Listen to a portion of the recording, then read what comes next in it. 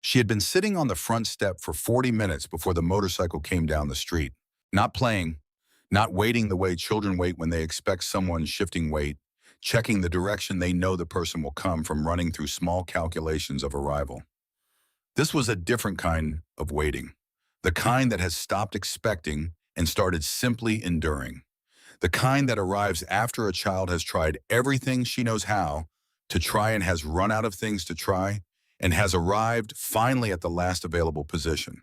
The front step, not the back, the front, the one that faced Hargrove Street, because Hargrove Street was where people passed, and passing people were at this point the only resource she had left.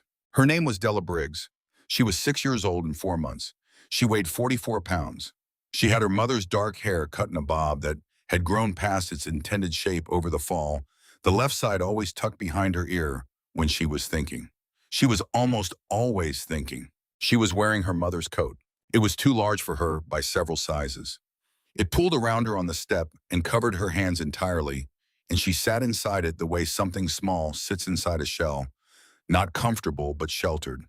The coat smelled like her mother, like the specific combination of her mother's soap and the cedar in the closet, and something underneath both of those things that was simply her mother that did not have a name. That Della had been breathing her whole life without ever thinking about it until the coat was around her and her mother was not. That was why she had taken it from the hook by the door and not her own. Her own coat was on the hook right beside it. She had stood in front of both coats for a moment that morning and made a choice that had nothing to do with warmth. The morning was cold. November in Knoxville, Tennessee, and the trees on Hargrove Street had given up their last leaves 2 weeks ago and stood now in the particular bare clarity of southern hardwoods. In late fall, their branches the sharp black of ink lines against a gray and formless sky. The oak in the front yard of number 119 was older than the house and larger than the house and threw its bare arms out over the roof in the yard and the iron gate at the end of the front path. And under it, the concrete step where Della sat was in shadow even though there was no sun to cast one. She had been watching the road since 8 that morning. The delivery truck had come at 8:32. She knew the time because she had looked at the clock on the microwave before she came outside the way her mother had taught her to do when she wanted to know how long something took. Keep track of when it starts, her mother said. Then you always know how long it's been. The delivery truck had stopped at the house 2 doors down, and the driver had gotten out with a package under his arm, and Della had gone to the end of the front path and waited at the gate, and when he came back to the truck, she said something to him. She said it loud enough. She was sure she said it loud enough. He looked at his phone. He got in the truck. He drove away. She went back to the step. The woman with the child came at 8:41. The dog was a large brown dog that pulled at its leash, and the woman was older, 60 or 70, and she was looking at her phone too, or looking at the dog, or looking at the middle distance of a person on a morning walk who has done this route enough times that the houses have stopped registering as places where things happen, where people live in the particular urgent way that people do when something is wrong inside. Della went to the gate again. She said something clearly using the words she had thought about while she was waiting, the ones that would explain what she needed to explain in the shortest possible time. The woman looked up, smiled in the distracted way of someone who has not quite heard but does not want to admit to it, and kept walking. Della went back to the step. 3 more cars came down Hargrove Street between 8:41 and 8:47. The school zone sign at the corner of Peachtree Lane was supposed to reduce speeds to 20 miles an hour, but most people on this street treated it as a suggestion before 8 in the morning and after the school day started when there were no children visibly present. All 3 cars came through at 30 or better. She stood up for each one. She went to the gate for 2 of them. Nobody slowed. She went back to the step. This was the arithmetic of the morning. 1 delivery truck driver who looked at his phone, 1 woman with a bun who smiled without hearing 3 cars that had their own destinations and their own urgencies, and a small girl at a gate who did not register as either. 5 attempts, 5 quiet failures. Not cruel, just absent, which is its own kind of failure. The kind that happens at scale every day, in every neighborhood, and that nobody means. And that accumulates anyway into something a child has to sit with on a cold step for 40 minutes while she waits for the next try. She had been sitting there for 40 minutes when she heard the motorcycle. She heard it before she saw it, The particular sound of a single large engine coming down a residential street and at low speed, not the aggressive oddle of something moving through traffic, but the measured, unhurried sound of an engine that has been told to slow down and has complied without complaint, that is holding itself at exactly the speed it has been asked to hold. It came from the direction of Peachtree Lane, which meant it had just passed the school zone sign. It was doing exactly 20 miles an hour. She stood up. She did not run to the gate. She walked, deliberately the way she did most things, with the specific quality of a child who has thought about something long enough that the action is already decided before the body performs it. She walked down the front path in her mother's coat that pulled around her feet and stopped at the gate and put her hands on the iron bars, one on each side, and looked at the street. The man on the motorcycle was large. That was the first thing. Large in the way that takes a moment to fully register. Not just tall, but built across the shoulders and through the chest in the manner of a man who has been doing physical work his entire adult life and whose body has recorded every year of it. He had a full beard, dark with a line of silver running through from his chin, and his forearms below the rolled sleeves of his canvas work jacket were thick and covered in ink that she could not read from this distance. He wore a cut over the jacket, a leather vest with patches on it. The Iron Road MC emblem on the back was made of thread and leather, and she could not read it from here, but she looked at it. She looked at everything she could see before she decided. He would have gone past her. He was not looking at the houses. He was looking at the road the way riders do on residential streets, tracking the intersections and the parked cars and the places where children and dogs emerge from between vehicles without warning. He was not looking at the houses, and he would have gone past her, except that she was at the gate, not on the step, at the gate with her hands on the bars, standing in her mother's coat that was too large for her and covered her hands entirely, and she was looking at him with the expression of a child who has used up everything she had except this. Not pleading, not performing, just standing with her hands on the bars with the full stillness of a child who has decided that this is the last try and who is putting everything she has left into the quality of the waiting. He saw her. He saw the coat first too large pulling around her feet, the sleeves covering her hands entirely, and then he saw her face, and then he saw the stillness of her, the specific quality of a child who is not distressed in the ordinary visible way, but in the older, quieter way that comes after distress has run its course and something steadier and colder has replaced it. He saw a child who had been waiting for a very long time and had decided that this moment was going to have to be it. He slowed, he stopped, he put the kickstand down. He came to the gate and he crouched down to her level. Not all the way to one knee, but crouching enough that his face was near her height, near enough that she did not have to look up. He had done this before with children, this specific adjustment, this deliberate reduction of his own size, because he had learned somewhere in the 52 years of being his particular size that the adjustment was not nothing, that it changed what a person could see in your face and what you could see in theirs. The word on the inside of his left wrist was at her eye level when he crouched. She looked at it. She read it twice. Patience. She looked at his face.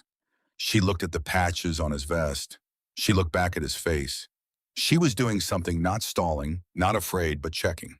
The way she did most things deliberately, with the specific attention of a child who has learned that the quality of a decision depends on the quality of the information you bring to it, and that the information you bring to it depends entirely on how carefully you look. She said 5 words. They were not loud words. They were not said with particular emotion, not with the urgency or the trembling that the situation might have been expected to produce. They were said in the particular voice of a child who has passed through the urgent stage and the trembling stage and has arrived at the place where you simply state the fact that it has been true for 23 hours and wait to see what the person in front of you does with it. My mommy won't wake up. Cole Mercer had been riding down Hargrove Street at 20 miles an hour because he had been riding down Hargrove Street at exactly 20 miles an hour for 9 years, ever since the school zone sign went up at the Peachtree Lane intersection. He had been riding this cut-through since he first joined Iron Road MC and started going to the chapter house on Decatur Boulevard 3 or 4 times a week. And the school zone sign had gone up sometime in 2015 or 2016. And from that day forward, he had never been above 20 on this block. Not because anyone was watching, Not because he was particularly rule-following by nature, there were plenty of other rules he did not follow with great enthusiasm. But because the sign said school zone and there were children on the street, and he was the kind of man who, having understood the reason for a thing, did the thing. Not sometimes. Every time. The same every time, which was the only way it meant anything. It was this only this that had made him slow enough to see her stand up. He heard the 5 words, and he heard what was beneath them. Not the medical information which he would piece together in the next 60 seconds. Not yet. He heard the voice of a child who had done every right thing available to her and had been failed by each of them in turn. He heard 23 hours. He heard the front step and the code in the gate and the 40 minutes in the delivery truck driver who had looked at his phone. He heard all of it in 5 words. Because some things are legible to certain people, and Cole Mercer was at 52, a man who had learned to read the things that children could not say directly. He said, "When did you wake up this morning?" She said, "6. He said, "Have you eaten?" She said, "Crackers." He said, "Is there anyone inside with you?" She said, "No." He said, "Can you take me inside?" She looked at him. She looked at the vest and the patches and the cut and the beard and the word on his wrist that she had read twice. She tilted her head slightly the left side the way she did when she was deciding something. It was not the tilt of a child who was uncertain. It was the tilt of a child who is doing a final check on a decision that is mostly already made. She said, "Okay." She turned and walked up the front path. He followed her through the gate. His name was Cole Mercer.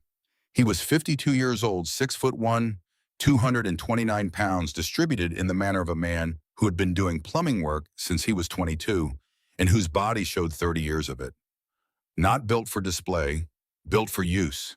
He had been a plumber his entire adult life. Other people's problems, other people's pipes, other people's emergencies solved with his hands in difficult spaces where the light was bad and the angles were wrong and patience was not optional. 30 years of crawling under houses and into crawl spaces and behind walls of diagnosing problems by sound and touch and the specific smell of different kinds of water damage, of fixing things correctly the first time, because doing it wrong meant coming back and doing it again, and that was time and money and the kind of professional embarrassment he had no patience for. He had been married once. The marriage had ended when he was 37 and his daughter was 4 years old. Not with cruelty, with the quiet resignation of 2 people who have tried different things and run out of different things to trombone. The world had contracted around him afterward, in the way of worlds after marriage's end, down to a size that did not feel survivable at first. And then with time, and the particular company of people who asked nothing of him beyond showing up, became survivable, and then became more than that. He had found Iron Road MC at 38. Not looking for it, it had found him through a man he met at a plumbing supply counter who rode and who saw something in Cole that Cole was not yet seeing in himself. He had been a member for 14 years, road captain for 4, vice president for the last 3. The chapter had 41 members, most of them in trades, plumbers, electricians, contractors, a couple of mechanics, a retired firefighter, and a teacher's aide named Walt Greer, who had been with the chapter for 12 years, and whose patience with people, with children in particular, was the thing that had drawn him to both the classroom and the club. The tattoo on the inside of his left wrist, patience in plain script, no flourish he had gotten in 2015. His daughter had been in the hospital. There had been a diagnosis with a long name and a shorter explanation, and he had sat in a waiting room chair for 11 hours, while doctors used words he could not fully follow and described outcomes in ranges that did not feel like real information, and answered his questions with the careful precision of people who have been trained to tell the truth without telling you everything. At the end of those 11 hours, he had understood that patience was not something he had ever truly practiced, and that it was the skill he needed more than any other, and that putting it on his body was the correct way to hold himself to it. He had gone to the shop that same week. The artist had asked if he was sure about the placement, the inside of the wrist, where it would always be visible, where he would see it every time he lifted something or turned a valve or reached for anything at all. He had said yes. He was sure. His daughter was fine now. She lived in Nashville.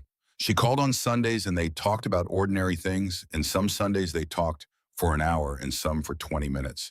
And both kinds were good in different ways, which was itself something he had needed patience to arrive at. He followed Della through the front door of number 119 Hargrove Street, which was unlocked because she did not have a key and had been going in and out since the previous evening, and locking the door had not been a priority in the hierarchy of things she had been managing.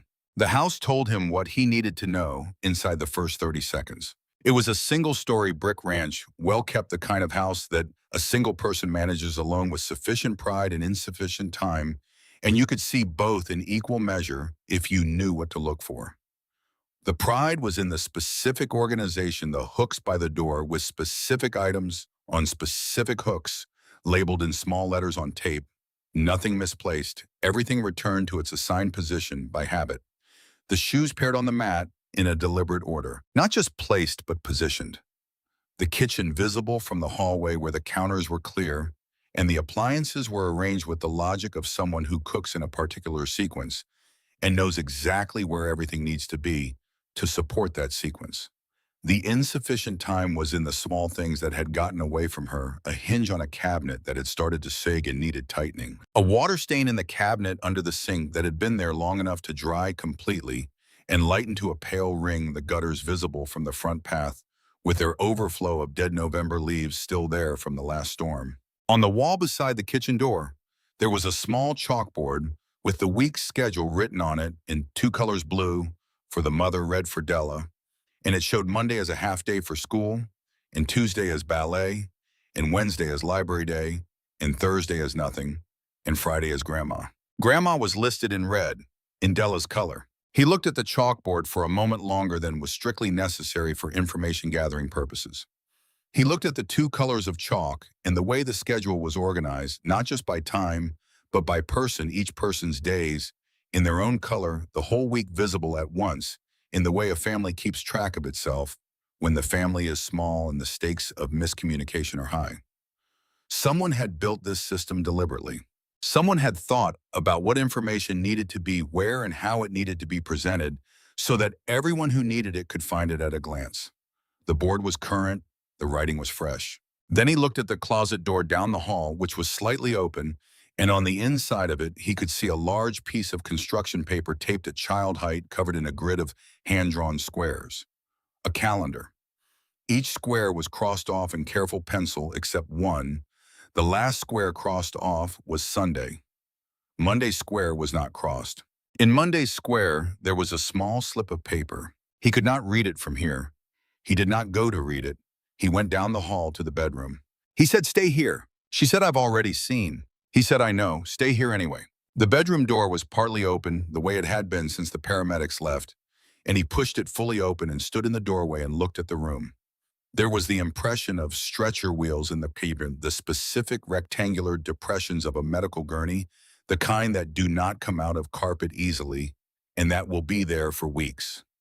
There was a glass of water on the nightstand, 3/4 full. That had been there when the paramedics arrived and had not been touched since.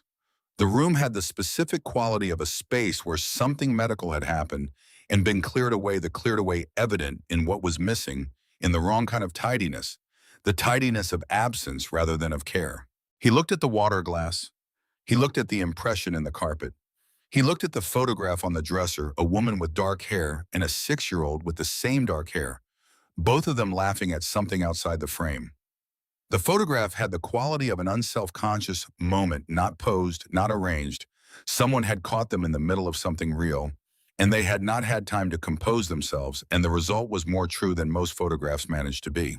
He went back to the hall. Della was where he had left her. She was standing with her hands at her sides, inside the coat that was too large, and she was looking at him with the expression of a child waiting for information. She has decided she is old enough to receive honestly.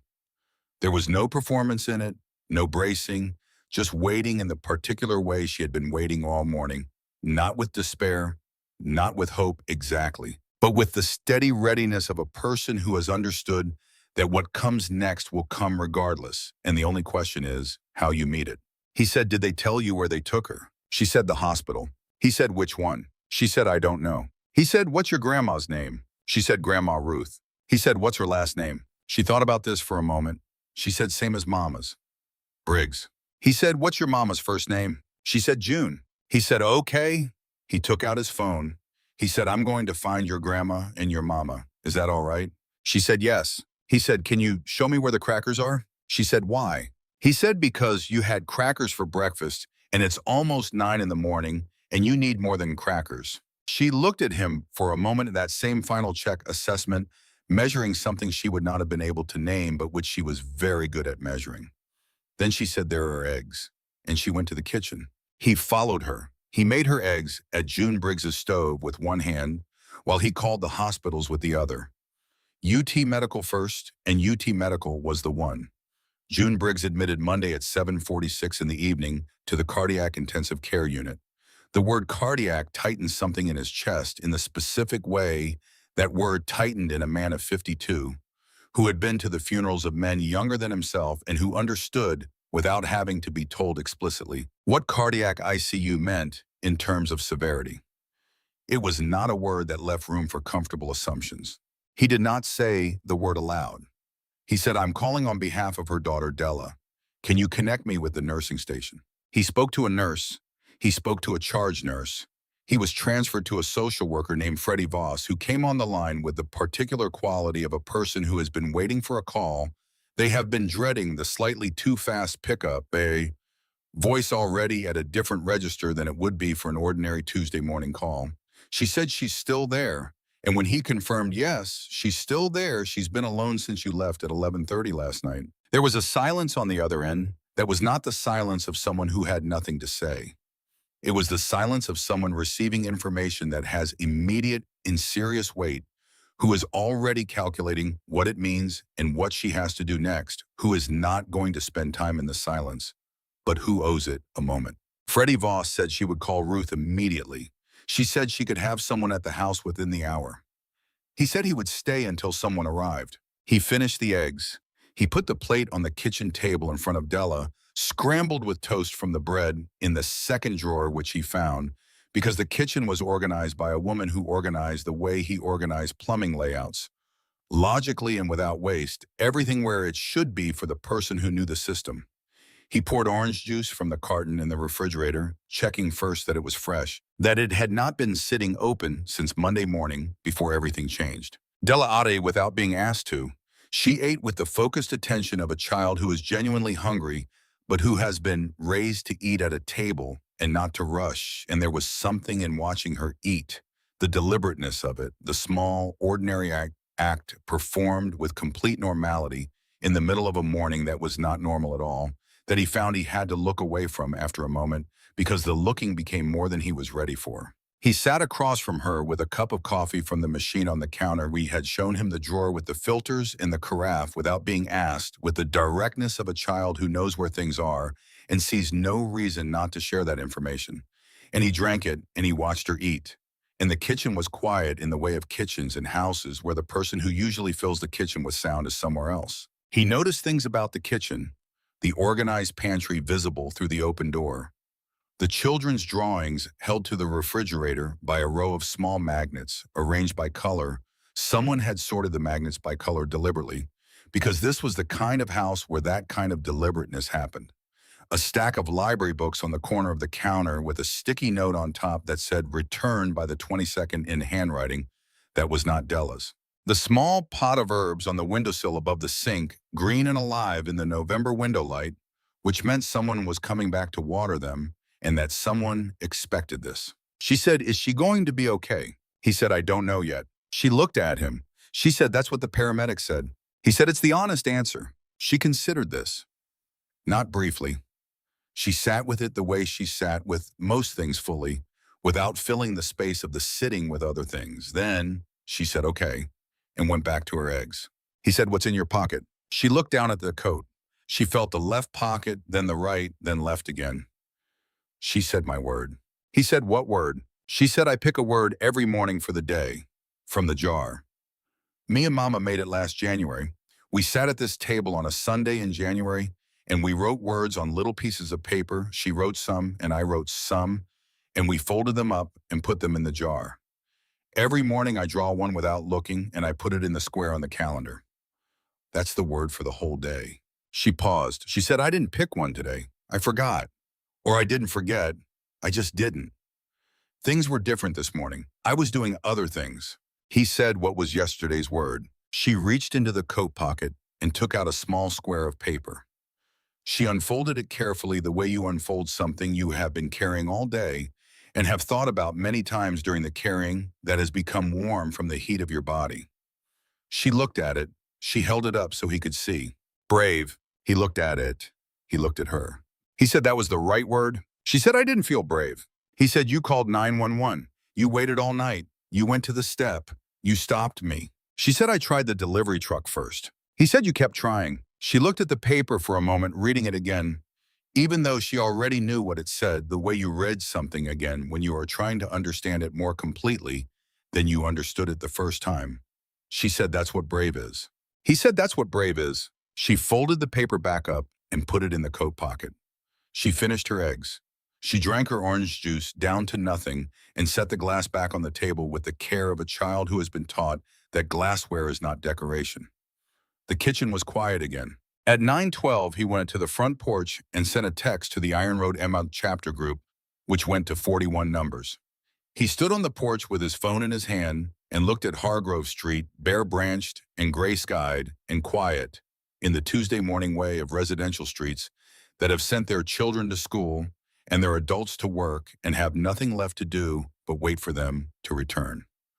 The street looked the way it always looked. Nothing about it announced that anything had happened here. The text said 6-year-old girl home alone since yesterday, mom in cardiac ICU at UT Medical, social worker coming but not here yet.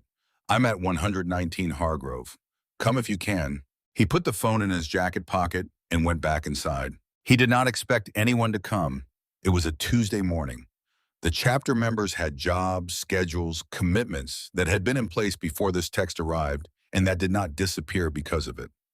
You do not send a text at 9 on a Tuesday and expect to see people at 9:30.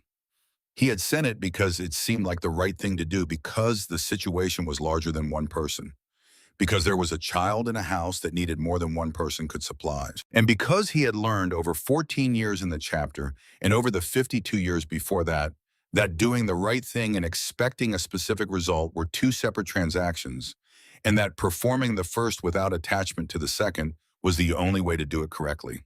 He went back to the living room. Della had taken her plate to the sink without being asked. He could hear the water running for a moment, the small, deliberate sound of a 6-year-old rinsing a plate the way she had been shown. And then she came and sat on the couch. Not close to him, not touching, just beside him in the particular way of a child who has decided that proximity to a specific person is the correct position for right now, without needing to make more of it than that. She was not leaning on him. She was not seeking comfort in the demonstrative way of a child who needs to be held.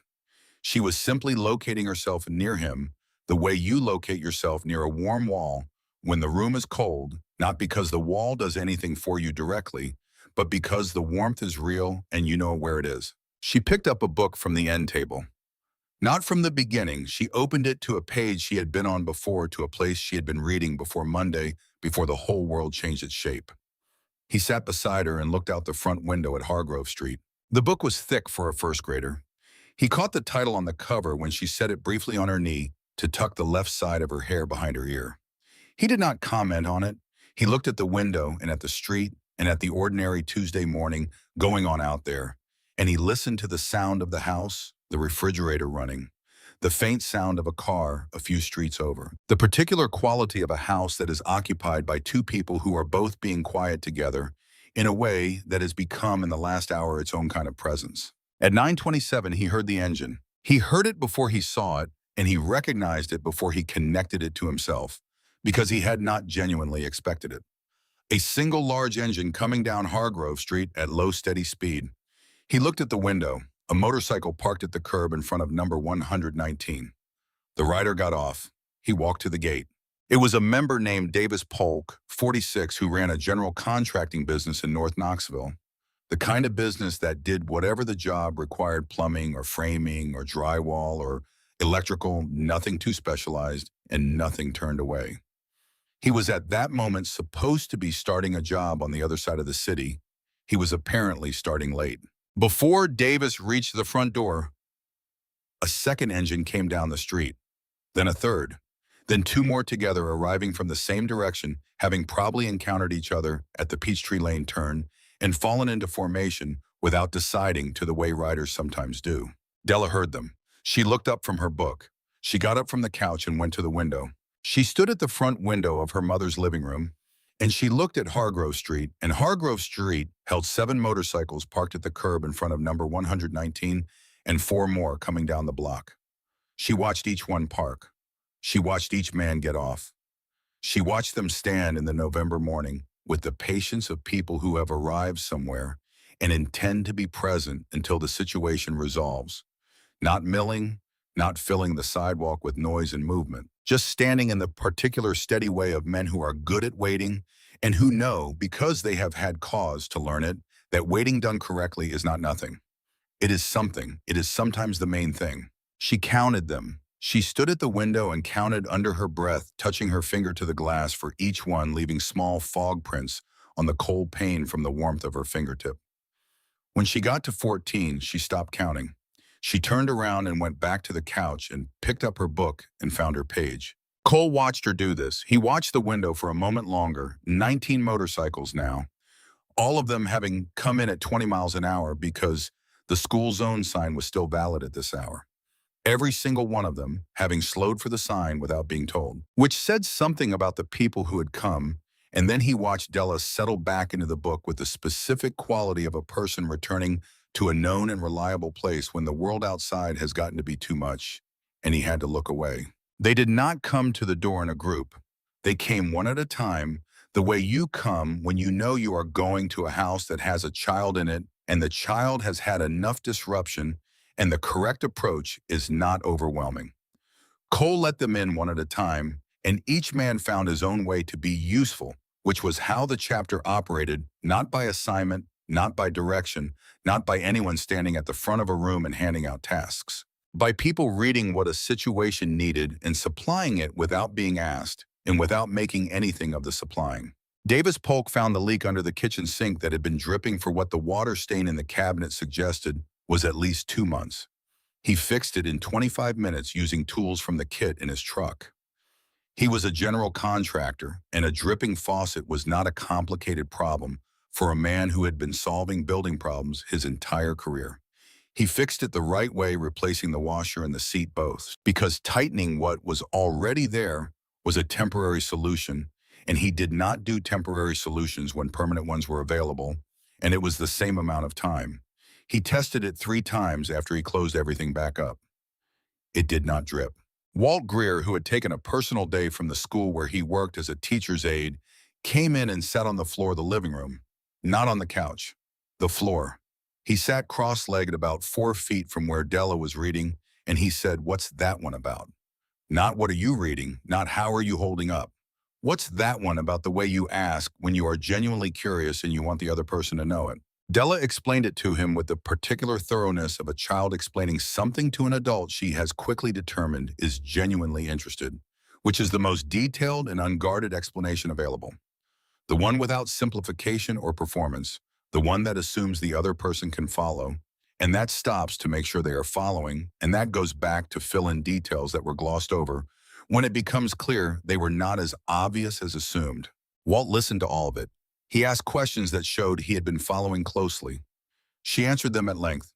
He asked a follow-up that required her to go back to an earlier section of the story, and she went back to it without impatience, as if revisiting an earlier part of a story for someone who needed the context was a perfectly natural and reasonable thing to do.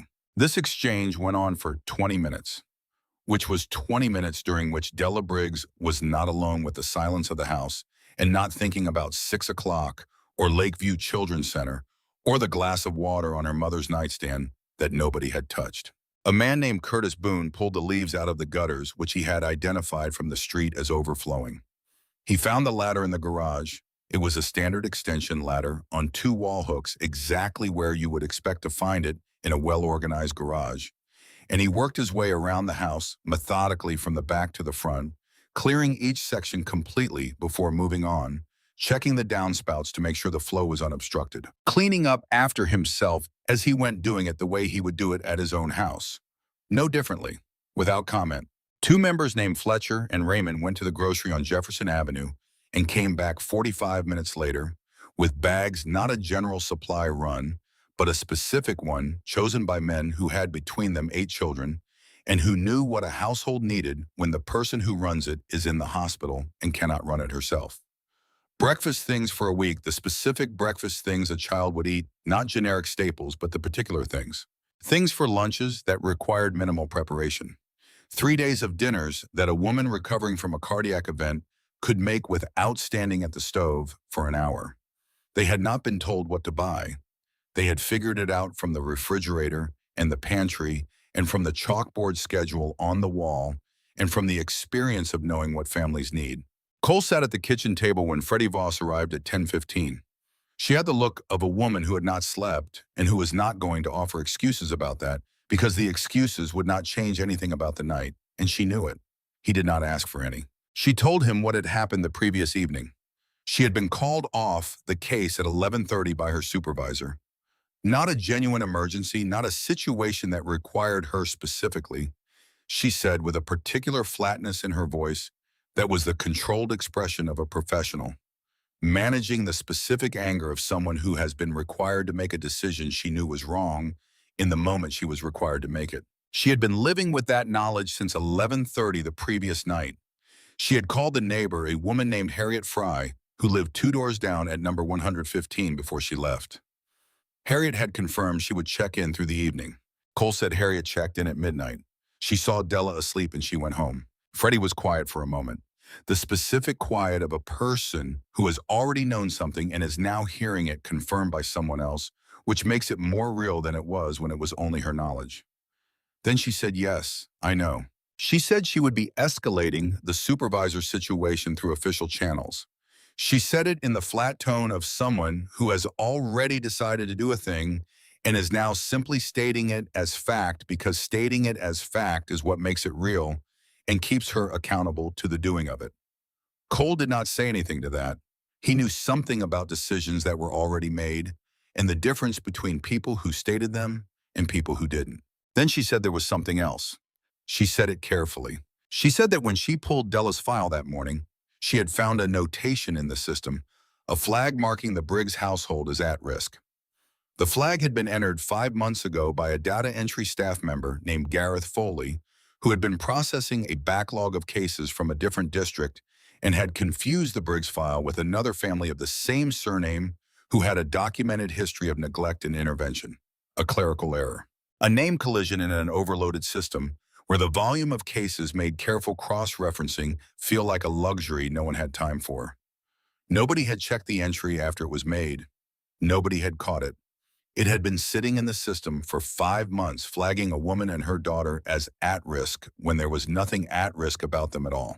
Cole said, "What does the flag mean in practical terms?" Freddie said, "It means that if there is no appropriate guardian present by 6 o'clock this evening, DCFS protocol requires that Della be placed in temporary protective care pending a full family situation assessment." Cole said, "What does that look like for her specifically?" Freddie said the temporary placement coordinator would come and collect her. Take her to the Lakeview Children's Center on the north side. It's a good facility. Clean, safe, properly staffed. But it would mean she stopped. She looked at her hands on the table for a moment. She said it would mean she would not be in this house, not with her things, not with the calendar on the closet door. Cole looked at the calendar on the closet door. He could see it from the kitchen table. The door was open and the construction paper was visible, all those crossed off squares and the one that wasn't. The small slip of paper still sitting in Monday's square. He thought about a child who had been alone for 23 hours and had called 911 and waited and tried the delivery truck and tried the woman with the towel and tried 3 more cars and finally tried the man on the motorcycle and had been doing all of this with that word in her pocket the whole time. He said, "Where's Ruth right now?" Freddie said, "Chattanooga. She left about an hour ago. She should arrive around 5:15, 5:30 at the latest." Cole said, "That's inside the window." Freddie said, "Yes, as long as nothing delays her." They worked through the morning the way 2 people work through a complicated problem when they have different pieces of it and need to assemble those pieces into something coherent, methodically without wasted motion, with the kind of efficiency that comes from both people understanding what the stakes are. Freddie called the hospital social work department to make sure they had Ruth's contact information current. Cole called Ruth directly briefly to confirm she was on the road and to give her Freddie's number in case she needed it. They verified the timeline. They identified what needed to happen before 6 o'clock and in what order. They worked. Della heard some of this conversation from the living room where she was explaining her book to Walt Greer on the floor. She was not eavesdropping. She was simply in a house that was not large, and the conversation in the kitchen was not quiet, and she was a child who listened the way she read thoroughly and without announcing it. She heard some words and she assembled them into a picture. The picture was accurate enough to be useful and specific enough to be frightening. In the calm and private way that Della Briggs was frightened by things which was quietly and without showing it in the space where the thinking happened. She did not come to the kitchen doorway. She did not ask questions. She answered Walt's follow-up question about the book because it would have been strange not to, but she had stopped turning pages. That afternoon, after the light went the particular amber of late November in Tennessee, moving toward the early dark of short days after most of the chapter members had come through the house in the course of the afternoon, present, when needed, absent when not, no drama in either direction. After Walt Greer stayed until 4, and Curtis Boone until 4:30, and Davis Pogue until he got a call he had to take, and left with a nod and no ceremony. Cole sat on the couch in the living room, and Della came and sat beside him. She said, "Will Grandma be here before 6?" He said, "That's what everyone is working on." She said, "What happens if she isn't?" He looked at her. She was looking at the calendar on the closet door, at the crossed-off squares in the uncrossed one, at the small piece of paper still sitting in Monday's square. She was not crying. She was not trembling. She was looking at the calendar with the particular calm of a child who has understood something clearly and is waiting to see whether her understanding is correct. He did not lie to her. He was not the kind of man who lied to children about serious things, and she was not the kind of child who would not already know the answer to the question she was asking. He said, "There is a person who will come and take you to a safe place to stay until your grandma gets there." She said, "Not here." He said, "Not here." She was quiet for a moment. Then she said, "Okay." She got up and went to her room. He heard a drawer open and close. She came back with a small notebook, the kind with a cardboard cover, the kind you can find at any drugstore, the kind a child fills with things she does not want to forget, and a pencil, and she sat back down and began to write something very small in the notebook, pressing hard enough that the pencil made a faint sound against the paper. She was not crying while she wrote. She was focused in the way she was focused on most things, with the complete attention of a person for whom the task in front of them is the only task. He did not ask what she was writing. Late that afternoon, after the light had gone fully, and the street outside had gone, the particular dark of November evenings in residential neighborhoods, not the bright dark of summer, not the luminous dark of snow, just the ordinary gray dark of cold and bare tree. November, Adela got up from the couch and went to the coat rack by the door. She took her mother's coat down from the hook. She reached into the left pocket and took out the folded square of paper, the word brave, and looked at it for a moment. She held it in both hands and looked at it with the expression of someone looking at something they have been thinking about all day and are now seeing again with slightly different eyes than they had before. Then she put it back. Then she reached into the right pocket of the coat, which had been empty all day, and placed something inside it. Something small, folded from the notebook paper, pressed into the corner of the pocket. Deliberately, the way you put something somewhere when you want it to stay and to be found. She did not look at Cole while she did this. She hung the coat back on the hook. She went back to the couch. She picked up her book. She found her page. He watched all of this, and he didn't ask. He was a man who had learned over a long time and through specific situations when questions were useful and when silence was the thing that was needed. This was a moment that required silence, and he gave it to her completely. Outside Hargrove Street went on in the November quiet of a Tuesday evening. A car going slowly past the school zone sign at the intersection, lit now by the streetlight, the oak in the front yard standing in its bare and patient immensity over the house and the gate, and the step where a 6-year-old girl had sat for 40 minutes that morning and decided that the man on the motorcycle was going to have to be it. Ruth Briggs drove the way she had driven every serious mile of her life, both hands on the wheel, body forward, eyes on the road, with the full attention of a woman who understood that the road required it and that the road was not interested in excuses. She was 68 years old, and she had been a certain kind of woman her entire life, the kind who does not fall apart in front of other people, who saves that for the private moments after the crisis has passed, and the people who needed her to hold together no longer need her to hold together. She had been this way since before she could remember being any particular way, since the years when she had 4 children under the age of 7, and a husband who traveled for work, and the holding together was simply what was required, and so she did it. She had driven from Chattanooga to Knoxville 114 times in the last 6 years ever since June moved north for the job at the architectural firm. She knew this stretch of the 75 the way she knew the rooms of her own house, every curve and grade, and the places where trucks slowed in bad weather, and the places where the light hit the road wrong in certain seasons, and the places where you could make up time if you needed to, and the places where trying to make up time was how you got yourself into trouble. She knew it well enough that she did not have to think about the driving, which meant she could not stop thinking about everything else. She had gotten the first call on Monday evening. She had talked to the nurse, and then to June's cardiologist, and then to Freddie Voss.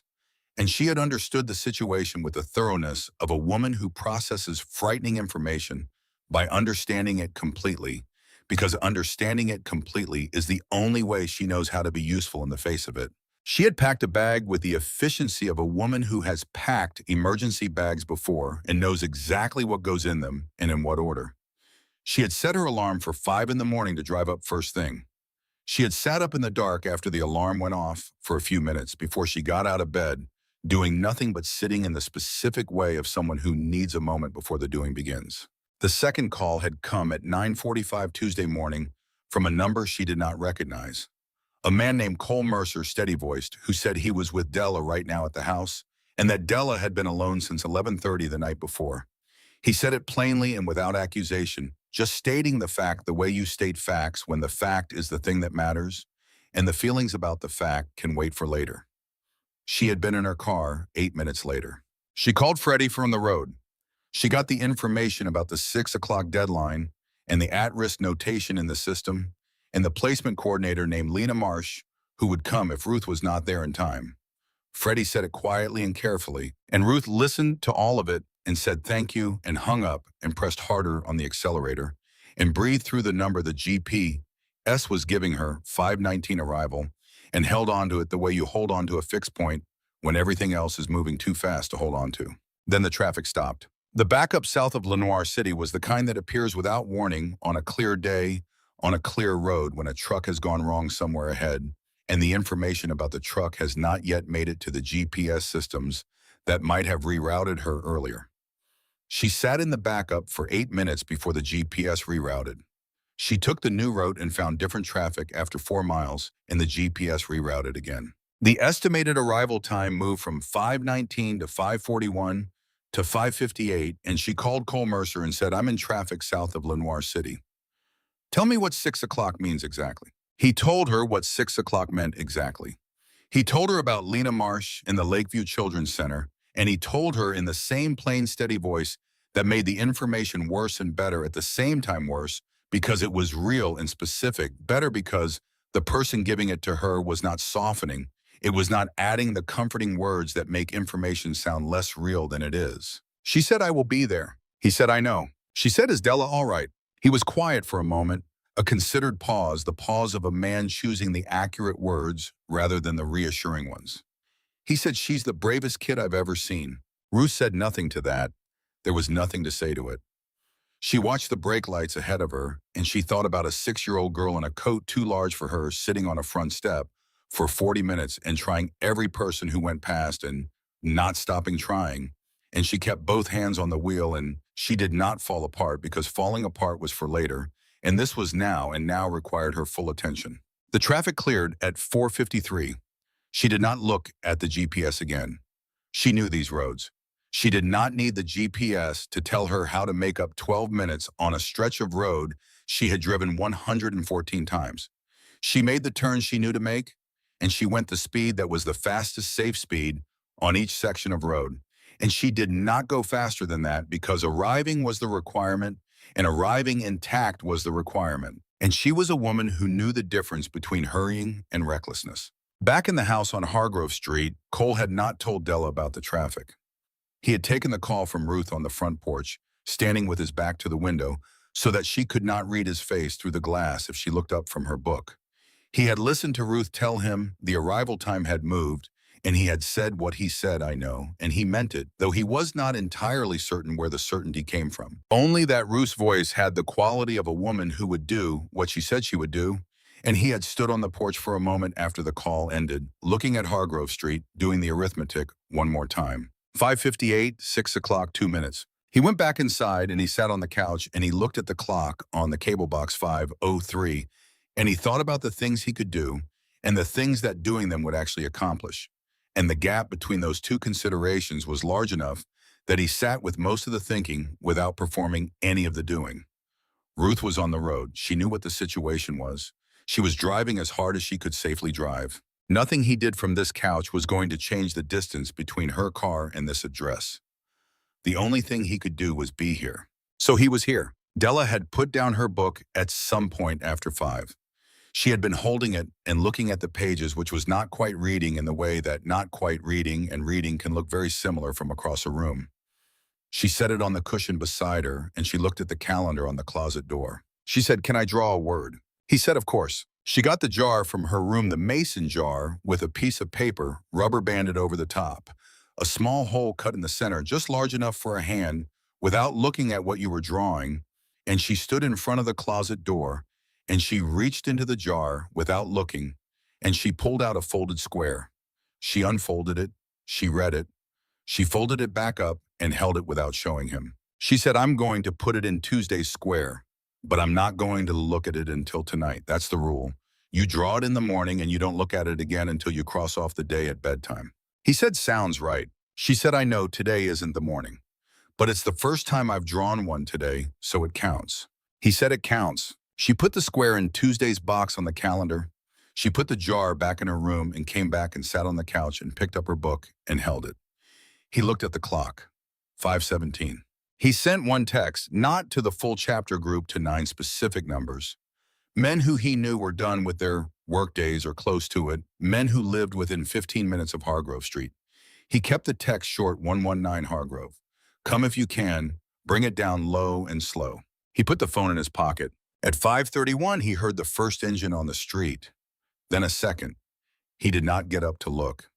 He sat on the couch beside Della, and he listened to the engines coming down Hargrove Street at 20 miles an hour, one after another, the way he would have listened to rain coming in from the west, something arriving that he had not caused and could not control, and that was nonetheless exactly what the situation called for. He thought that of all the things that had happened today, this was the one that was hardest to explain to someone who had not been in the chapter long enough to understand how it worked, that you sent a text with no explanation, and people came not because they had been told what to do, but because they had read what little was there and understood what was needed and had come to supply it.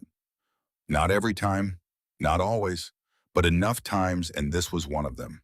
Della heard the engines. She looked up from her book. She looked at the front window. Outside through the glass, the shapes of motorcycles at the curb were visible in the last of the November afternoon light, the chrome catching what remained of the day's light, the silhouettes of men standing in the particular steady way of people who have arrived somewhere and intend to be there until the situation resolves. She counted them. She counted 9 motorcycles. She counted a 10th arriving. She counted the dark sedan parked across the street with its engine running, a shape in the driver's seat. She said, "Who is that in the car across the street?" He said, "That is a person from the county. She came in case your grandma was late." Della looked at the sedan for a long moment. Then she said, "Is she going to take me somewhere?" He said, "Only if your grandma doesn't get here in time. And your grandma is on her way right now."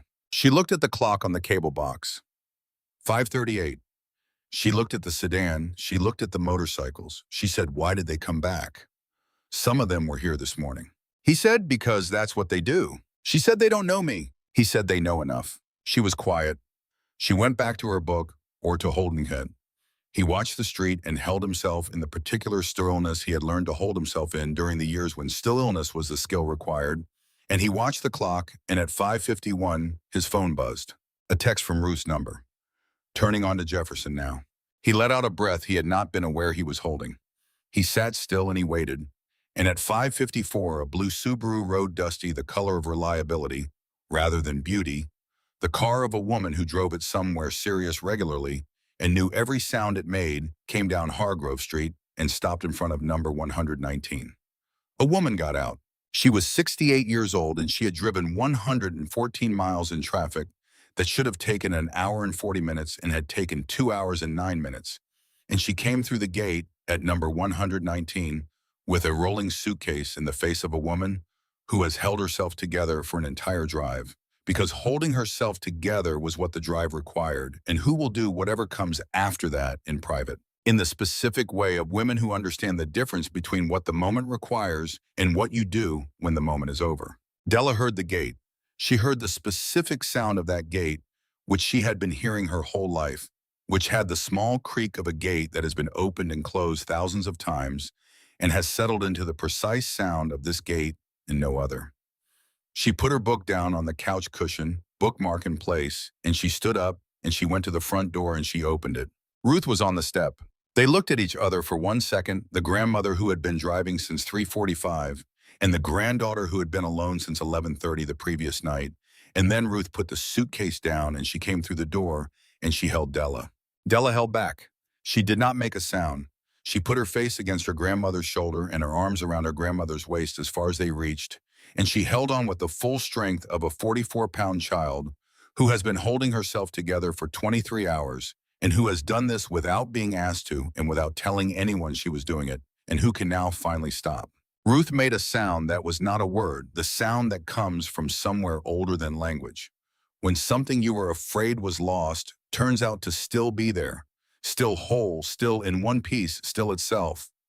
She held her granddaughter and she kept her eyes open because she had promised herself she would not fall apart in front of Della, and she was keeping that promise by focusing on the kitchen doorway, which happened to be where Cole Mercer was standing. She looked at him.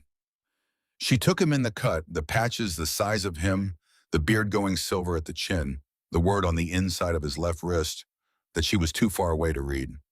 She looked at the kitchen behind him, which was cleaner than she had left it in October.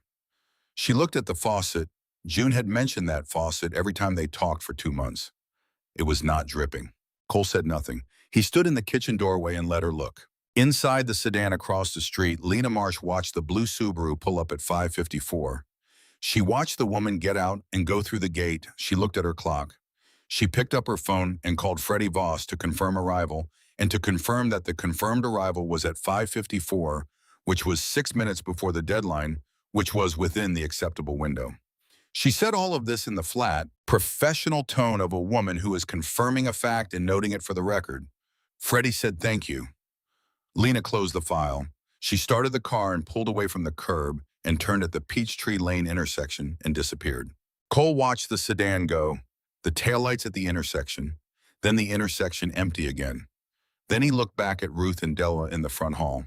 Eventually, Ruth stood up straight. She kept one hand on Della's shoulder, not holding her in place, just maintaining contact the hand of a person who has been too far away for too long and is not ready to stop being close. She looked at Cole and she said, "You're the one she stopped." He said, "She stopped me." Ruth said she called me from the hospital, from the kitchen landline. She told me the word today was brave. She paused. She said she was on the phone for 37 seconds. I know because I looked at the call length after 37 seconds. She said what she said, and then she said, "I have to go now," and she hung up. He looked at Della. Della was looking at him with the expression of a child who has said something specific to a specific person and is watching to see whether it landed the way she intended it to land. He said it was the right word. Della looked at the calendar on the closet door. She looked at the Tuesday square with its small folded paper that she had drawn that afternoon and had not yet read. Then she looked at Cole and she said, "You should stay for dinner." He said, "Walt brought food. There's enough." She said, "I know. That's why I said it." Ruth looked at her granddaughter and then at the man in the kitchen doorway, and she said, "Please, stay." So he stayed. Dinner was the three of them at the kitchen table. The conversation was not about the hospital or the at-risk flag or the 6 o'clock deadline or any of the things that had composed the day. It was about other things, smaller things, the things you talk about when the large things have been gotten through and you are on the other side of them, and the other side turns out to be in the most ordinary and necessary way dinner. Della talked about her book. Ruth talked about the drive and the backup south of Lenoir City and the state route she had taken to get around it. Cole told her the exact turns he would have taken. She said she had taken that exact route, those exact turns. He said he believed it. She said, "You know this road." He said, "I've driven it a few times." She looked at him. She said, "Why?" He said, "It's a good road for a motorcycle when the weather is right." She nodded, as if this was the answer she had expected. After dinner, Della went to do the small rituals of bedtime, the things her mother had established, and she maintained without being asked because the structure was the structure, and the structure was one of the things that was still intact, and that being intact meant something right now, meant that some things were continuous and some things held even when other things did not. When she came back from brushing her teeth and changing into her pajamas, she went directly to the calendar. She picked up the pencil from the small cup on the shelf beside it. She crossed off Tuesday with a single clean diagonal line, neat and consistent, the same as every other day she had crossed off. Then she reached into Tuesday's square and took out the small folded paper she had drawn from the jar that afternoon. She unfolded it. She read it. She turned around and looked at Cole, who was still at the kitchen table with a cup of coffee that had gone cold while they were talking. She held up the paper so he could see it. The word was found. He looked at it. He looked at her. He did not say anything for a moment, the particular kind of not saying anything that is its own kind of answer that contains something real and specific that the person on the receiving end can feel even without words. She folded the paper back up and held it in her hand. She went to the coat rack by the door. She took down her mother's coat. She reached into the left pocket and took out the word brave, still there where she had returned it that afternoon after looking at it again. She held the two papers together in her hand for a moment, the brave and the found, the Monday and the Tuesday one she had not chosen and one she had drawn without looking. Then she put both of them in the left pocket of the coat together and hung the coat back on the hook. She came back and stood in front of Cole and she said, "Will you come back?" He said, "You want me to?" She said, "Mama won't know who you are when she comes home. She'll want to know about the faucet and the gutters and the groceries and Walt on the floor and all of it. Someone should tell her all of it." He said, "She will." She said, "So you should come back and tell her." He said, "I'll come back." She looked at him one final time with the full assessment, the tilt, the checking, the reading all the way through. Then she said, "Okay," and she went to bed. Ruth stood in the kitchen doorway watching all of this. She said she hasn't cried once today. Not in front of me. He said she cried tonight. After you got here, just for a minute. Ruth said, "I heard it." She said she found a word in the jar. He said, "Found." Ruth looked at the coat on the hook for a long moment. She said she called June at the hospital this morning. From the kitchen landline, before you were awake. The nurse told me when I called the hospital this afternoon to check on June's status. He said, "I know." Ruth said June signed the guardianship papers from her hospital bed so I could be here legally before the deadline. The cardiologist was reluctant. June told him, and the nurse told me this when I called. She told him my daughter is 6 years old and she called me from a kitchen landline. "Give me the pen." Cole looked at the faucet that was not dripping. He looked at the chalkboard on the wall where Friday still said Grandma in red chalk in Della's color. He said she's going to be fine. June and Della both. Ruth said, "I don't know how to thank you." He said, "You don't need to." She said 10 men stood outside this house in November, so a little girl could see them through a window and know the world had not entirely failed her. He said, "We just call it showing up." She said, "I know, that's the name I meant." He got up. He rinsed his cup at the sink with the faucet that Davis had fixed, and he put on his jacket and his coat, and he said goodnight to Ruth, and he went to the front door. He stopped at the coat rack. Not to take anything. He stood there for a moment looking at June's coat on the hook, at the left pocket where the two small papers were together now, brave and found, and he thought about a child who had drawn one of those words on a Monday morning before she knew what Monday was going to require of her, and who had been right about it. He went out the front door and down the front path and through the gate. He stood for a moment on Hargrove Street. The motorcycles were gone. The men had left through the evening quietly, one or two at a time, the way they had come. The street was empty and cold. The oak in the front yard of number 119 stood in the dark, its enormous bare arms visible against the streetlight glow, the same as it had been standing this morning when a girl in a coat too large for her walked to the gate and put her hands on the bars. He got on his motorcycle. He started the engine. He pulled out onto Hargrove Street at 20 miles an hour, the same as always, because the school zone sign was still there, and the reason for the thing was still the reason. He did not check his jacket pocket until he got home. He came through his own front door at 9:17 and he took off his jacket and he hung it on the hook by his door and he reached into the right pocket to take out his phone. He found his phone. He also found in the right pocket something that was not his phone. A small piece of paper. The edge was rough in the specific way of paper torn from a notebook. With a cardboard cover, he recognized the texture of it, the slight roughness that was different from regular paper. The roughness he associated now with the small notebook she had taken from her room that afternoon. Folded twice, he unfolded it. The writing was in pencil, pressed hard, small and careful, and entirely legible, because Della Briggs could write the way she could read, which was with precision and without waste. It said, "Thank you for going 20." He stood in his front hallway for a long time. The jacket was still in his hand. The piece of paper was in his other hand, and he stood there the way a man stands when he has been handed something that is much larger than its size and is trying to find the right place inside himself to put it. He went to the kitchen. He sat down at his table.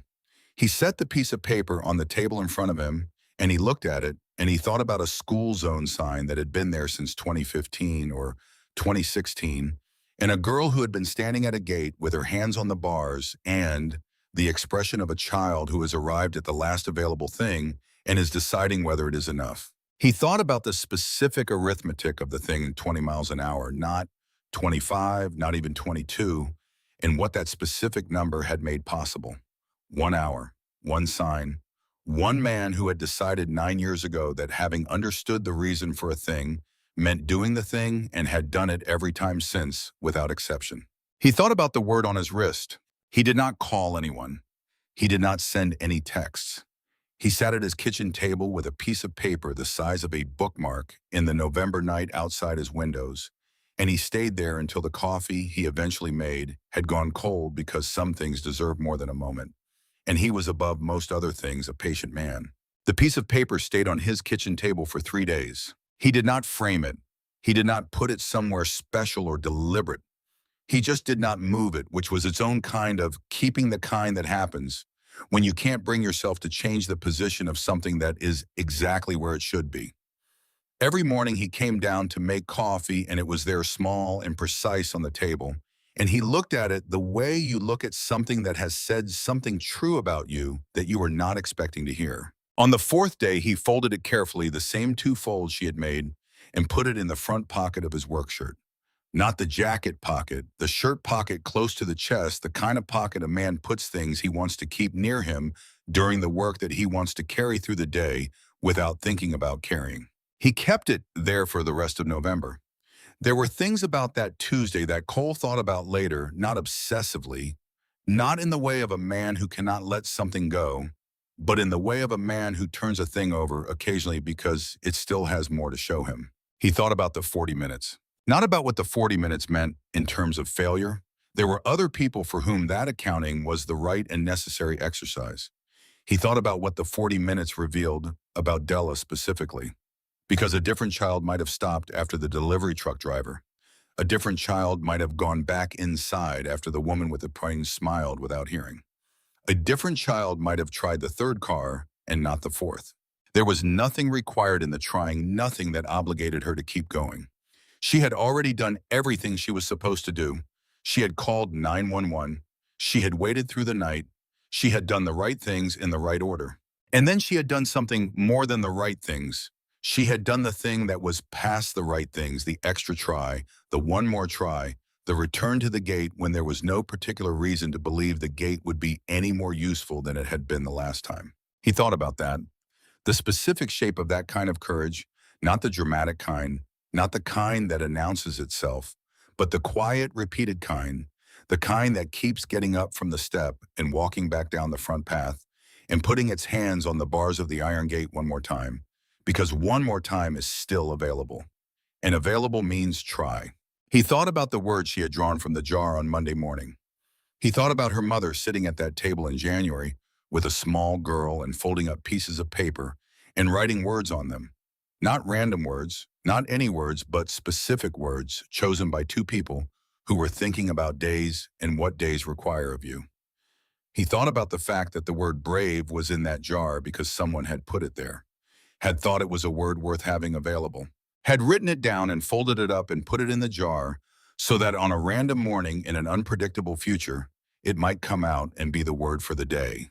He thought about the specific randomness of it, that Della could have drawn any of the other words in that jar on Monday morning, that she had drawn brave, that she had drawn it before she knew what Monday was going to require of her, which meant she was carrying it when the requirement arrived. He was not a particularly superstitious man. He did not reach for meaning in coincidences as a rule. But he thought about this one sometimes because it was the kind of coincidence that behaved like more than coincidence. Not because the word had made her brave. He did not think that, but because she had already been what the word said she was, and the word in her pocket had been there to confirm it, at the moment when confirmation was the thing she needed. He thought about June Briggs, who had made a jar full of words with her daughter in January, and had thereby ensured that on a Monday in November, her daughter would have something in her pocket that told her she was something she needed to be. He thought about what you could not plan for and what you could.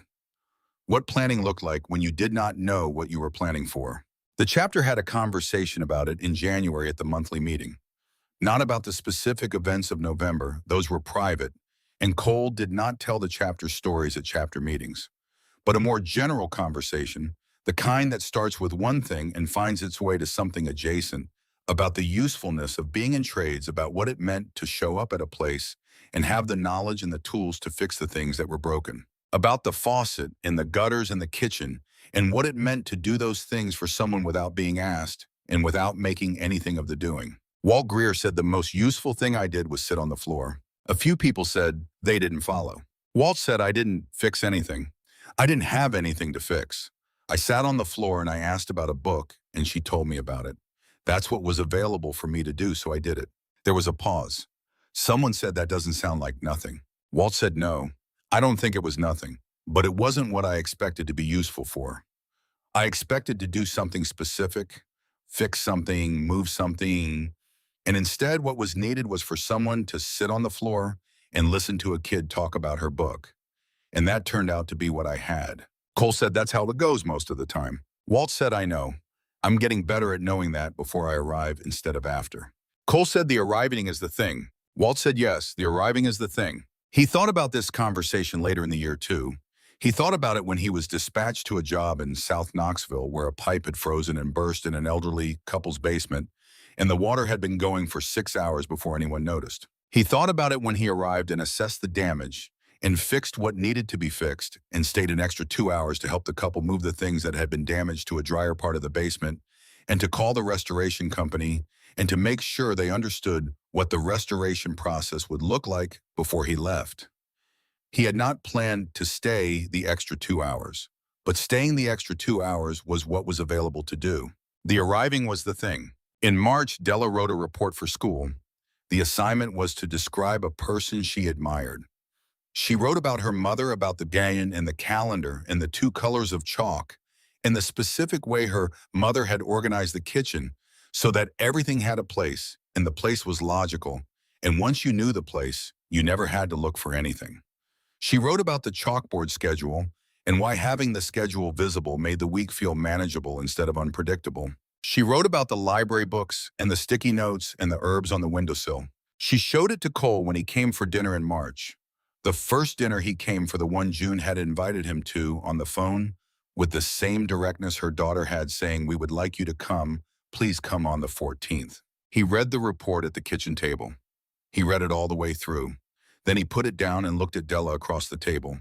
He said, "This is very good." She said, "My teacher said it was very detailed." He said, "It is." She said most people wrote about someone famous.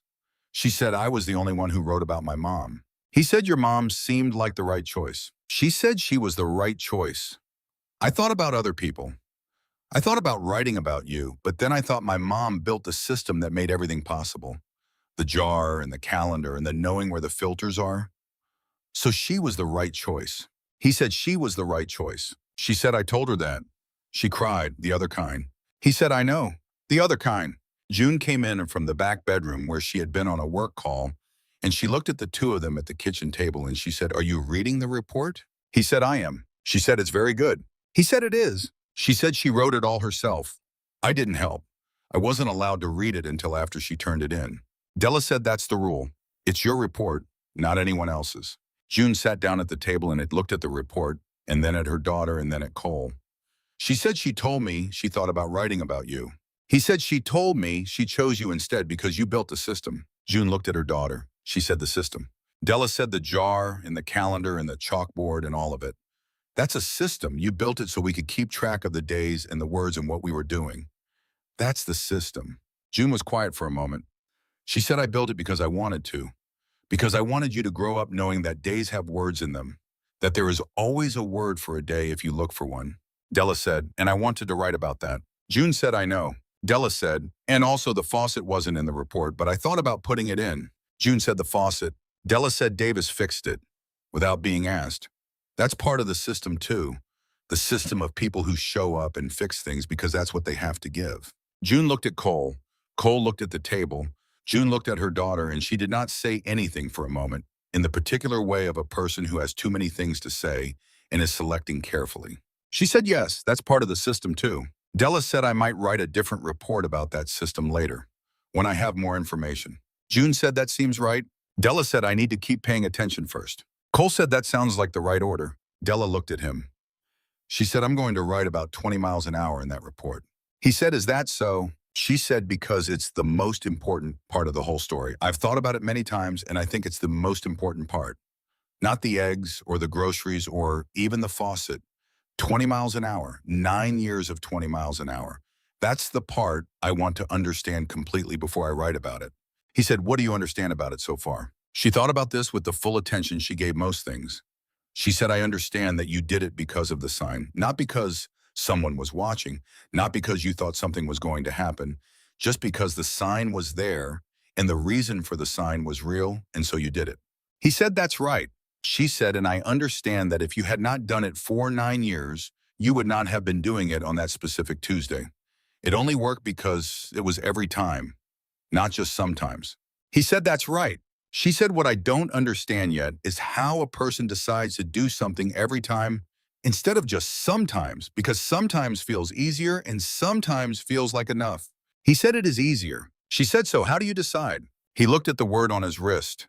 He said, I decided a long time ago that for certain things every time was the only way that made sense. Because every time is the only way you can be sure.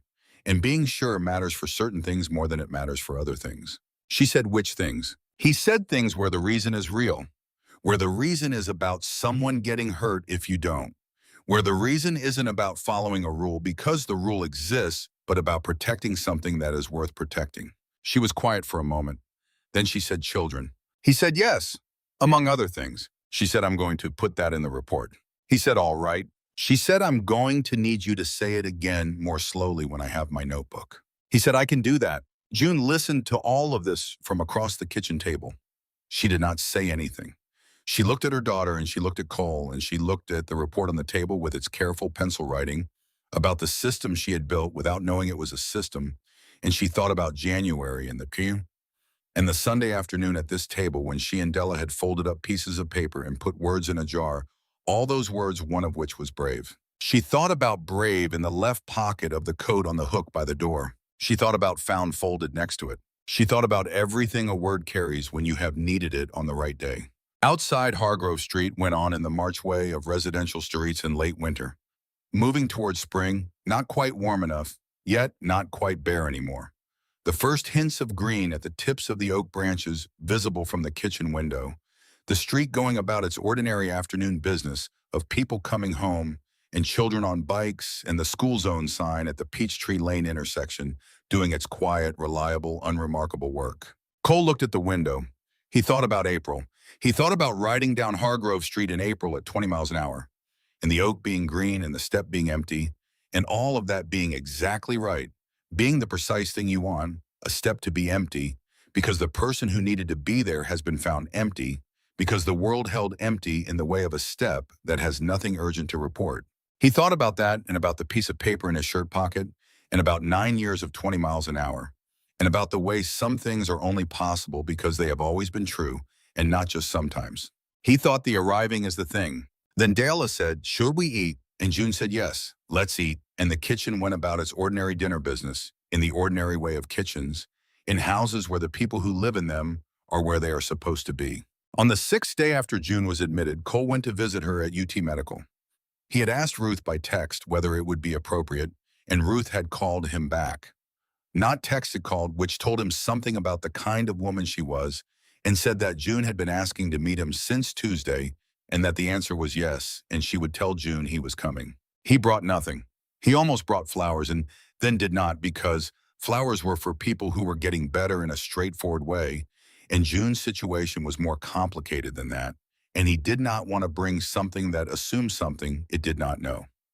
He drove to UT Medical and parked and found the cardiac ICU and was shown to the room by a nurse who said, "She's been waiting for you," which was a thing nurses said and might or might not mean anything, and which he decided to take at face value.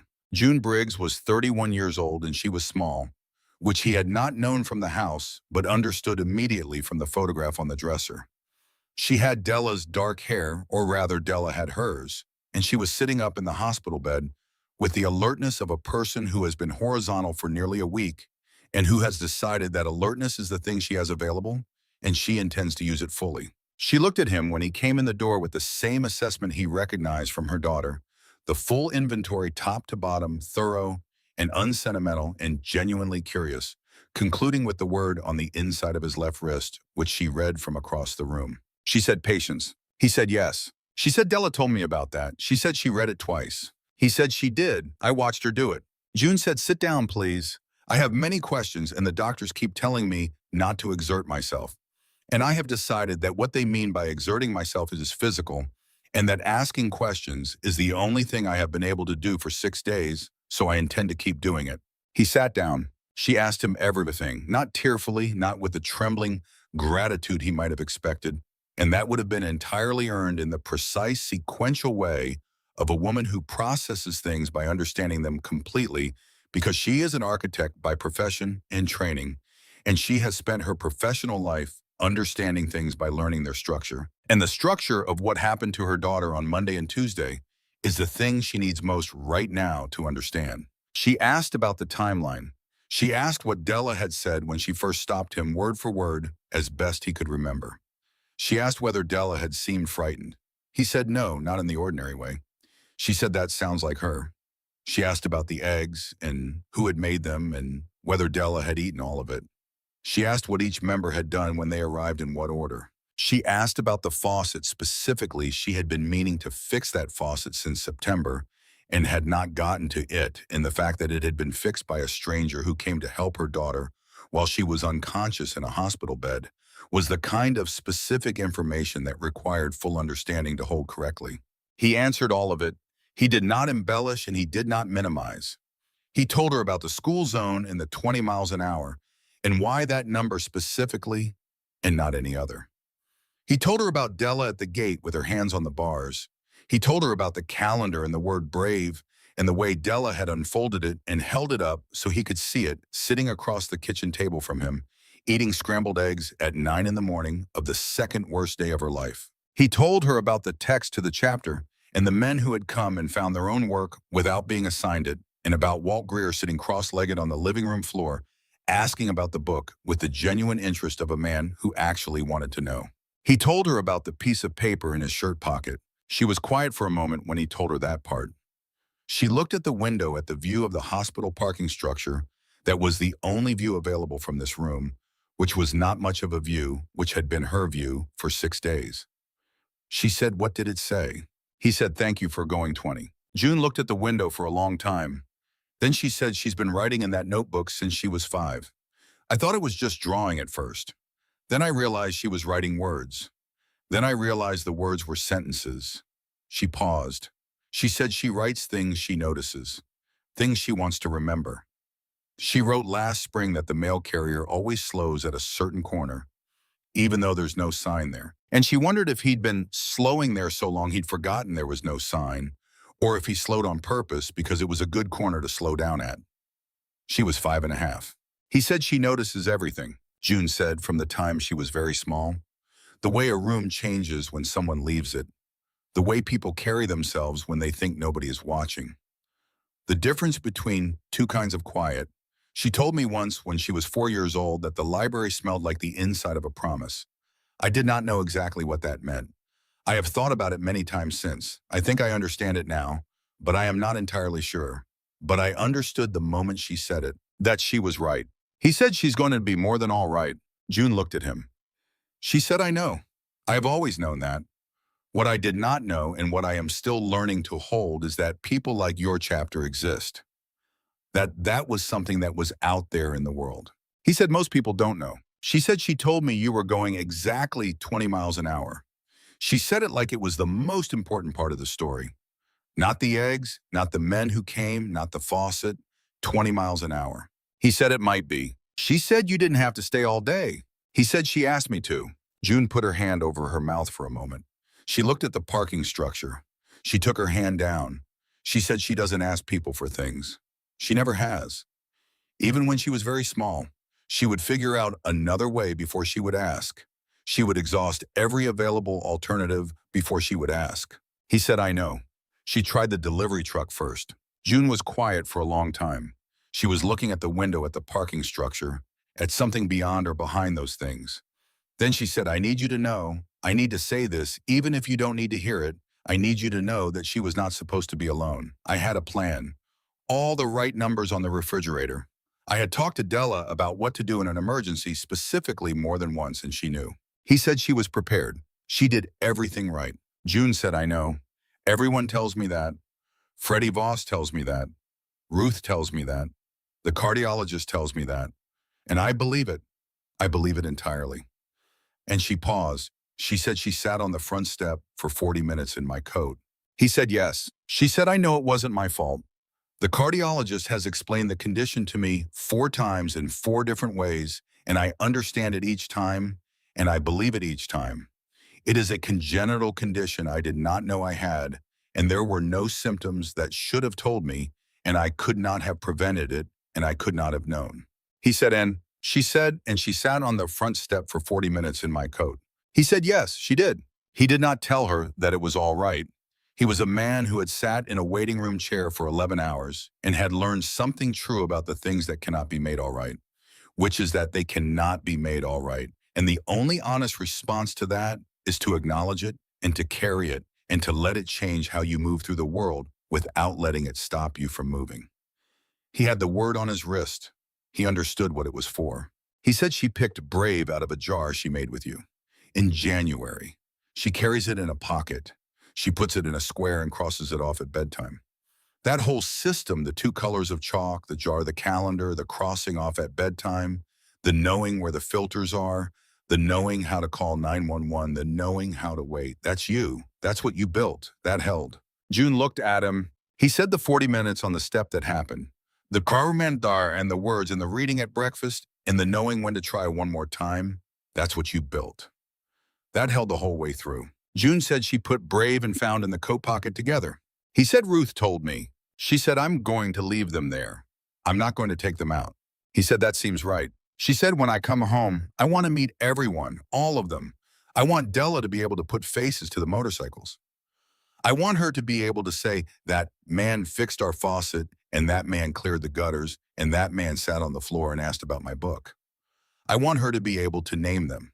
He said, I'll arrange it. She was quiet for a moment looking at the parking structure. Then she said the nurse came in on Tuesday morning. She said your daughter called, and the word today is Brave. She said I started crying before the nurse finished the sentence. I didn't know I was going to do that. The fact that she knew to do that, the fact that she found the number and called from the kitchen landline and said exactly the right thing without anyone telling her what the right thing was. He said, she said, you would know what it meant. June said I did know what it meant. I knew in the first second what it meant, and I asked for the pen. He said, I know. She said a 6-year-old girl called a hospital from a kitchen landline and sent one word to her mother, and her mother signed the papers that meant her grandmother could come legally before the deadline. She paused.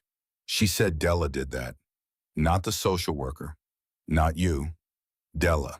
He said with some help. She said with some help. But she started it. She stood up from the step. He said she stood up from the step. On a Saturday in December, 3 days after June, Briggs came home from UT Medical. Cole Mercer sent a text to the Iron Road chapter group.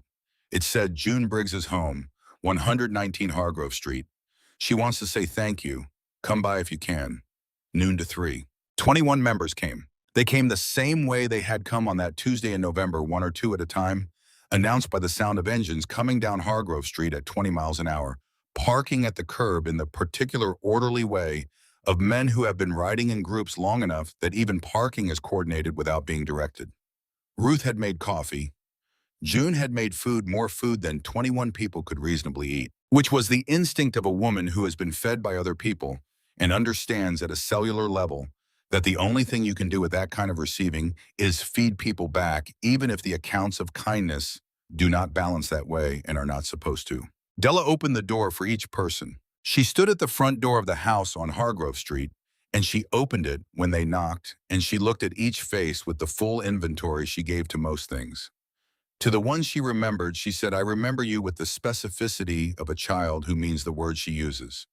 To the ones she did not remember, she said, I'm Della Briggs, with the directness of a child who has been taught that your name is the first thing you give another person and that you give it clearly and without apology. She told each one which direction the coffee was in and which room her mother was in and whether there were still chairs available or whether they were going to be standing. Walt Greer came. She said, I finished the book. He said what happened at the end. She told him. He listened to all of it the way he had listened to the beginning, with the same quality of genuine interest, the same follow-up questions that showed he had been tracking the logic of the story as she told it. He said, I thought that's what would happen. She said, did you really? He said, you told me enough in the middle that the end seemed likely. Once I understood what the central character actually wanted, not what she said she wanted, the rest of the story was the story of whether she was going to be honest about it. Della considered this with the deliberateness she gave most things. She said, that's a good way to read it. I'm going to remember that. She said, I'm reading the next one now. Same series, same people, but it's about different things. He said, what's the word today? She reached into the pocket of her cardigan. Her own cardigan, not her mother's coat, which was back on its hook where it belonged with the two small papers in the left pocket, and she took out the folded square and held it up. Generous. Walt looked at it and looked at the house full of people and looked back at her. He said, that's a good one for today. She said, I thought so too. I drew it this morning and I thought that's the right word for today. Sometimes you know right away. He said, and sometimes you don't know until later. She said, yes. Sometimes you draw it and you don't understand it until bedtime. Davis Polk came. Della said you fixed the faucet. He said it was dripping. She said it had been dripping since September. My mom talked about it every time she talked to Grandma Ruth. I heard her say she was going to fix it herself, and then she didn't, and then she said it again. He said I noticed it from the cabinet under the sink. The water stain told me how long it had been going. She said my mom wants to talk to you. He said she already found me. She found me about 7 minutes after I walked in the door. She had questions. Della looked toward the kitchen, where June was deep in conversation with Davis, the specific, focused posture of a woman who is learning how a thing in her house works and why it stopped working and how it was fixed, which is information she considers essential. She said, is she asking you a lot of questions? He said, many questions, yes, thorough ones. She said she does that. She likes to understand things completely. She says you can't take care of something properly if you don't understand how it works. He said that seems right to me. She said she cried a little bit when I told her you fixed it. Not because it was sad, the other kind of crying. He said, I understand. Curtis Boone came. Della said you did the gutters. He said they were full. She said, I know. I could see from my bedroom window that they were overflowing when it rained. I told my mom and she said she was going to get to it. He said it's easy to not get to things when you're running things by yourself. She said yes. She paused. She said thank you. She said it the way she said most things, directly, without surrounding it with extra words, as if the words themselves were enough, and they were. He said, you're welcome, Della. Fletcher and Raymond came together, which was how they had gone to the grocery. Della said you bought the food. They said yes. She said my mom cried about the food too. She found out exactly what was in the refrigerator and what was in the pantry, and she said she cried in the pantry for about 2 minutes by herself before she came out and made breakfast. Raymond said that was the right response. She said, I think so too. At some point in the middle of the afternoon, when the house was full of the particular warm sound of people at ease with each other and with the place they are in, Not loud, not chaotic, the sound of people who know how to be present without overwhelming. Della came and stood beside Cole in the kitchen doorway. She stood beside him the way she had stood beside him on the couch that Tuesday morning, in the specific proximity of a person who has decided that this particular location is the correct one without needing to make more of it than that. She said how many people came. He counted what he could see from the doorway. He said 21. She said, plus you. He said, I'm already counted. She said, you're always counted. She said it with the matter-of-fact certainty of a child stating a fact she considers obvious. She said, my mom likes everyone. He said, everyone likes your mom. She said she cried when Davis told her about the faucet, the other kind of crying. He said, I know, the other kind. She said she's been crying about things all week. She says it's the medication, but I don't think it's the medication. I think she's crying because things happened while she was asleep and she missed them. She can hear about them, but she didn't see them, so they're not quite real to her yet. So I told her the whole thing again from the beginning. Everything I remembered. The delivery truck driver and his phone, the crackers, the eggs, Walt on the floor asking about my book, the motorcycles at the curb, the sedan across the street, Grandma's Subaru coming down the street at 5:54. All of it. He said, did it help? She said she cried more, but different crying, more real crying, like the things became real to her while I was telling them. So I think yes. He said yes. She reached into her cardigan pocket and took out the folded square generous and looked at it. She folded it back up and put it back in the pocket. She said, are you going to keep coming to Hargrove Street after today? He said, I come through here every time I go to the chapter house. She said at 20 miles an hour. He said at 20 miles an hour. She said, I'll listen for the engine. She said it without sentiment as a statement of fact, not a wish, not a request, just an accurate description of something she intended to do. Then she went back into the room where Ruth was talking to someone about the drive from Chattanooga, and she sat on the couch and she picked up her book and she found her page. Freddie Voss filed her report on the 4th of December, which was the day after she came back from a week of leave she had not planned to take, but had been strongly encouraged to take by a supervisor who had the professional judgment to recognize the signs of someone who was operating too close to the edge of what they could sustain.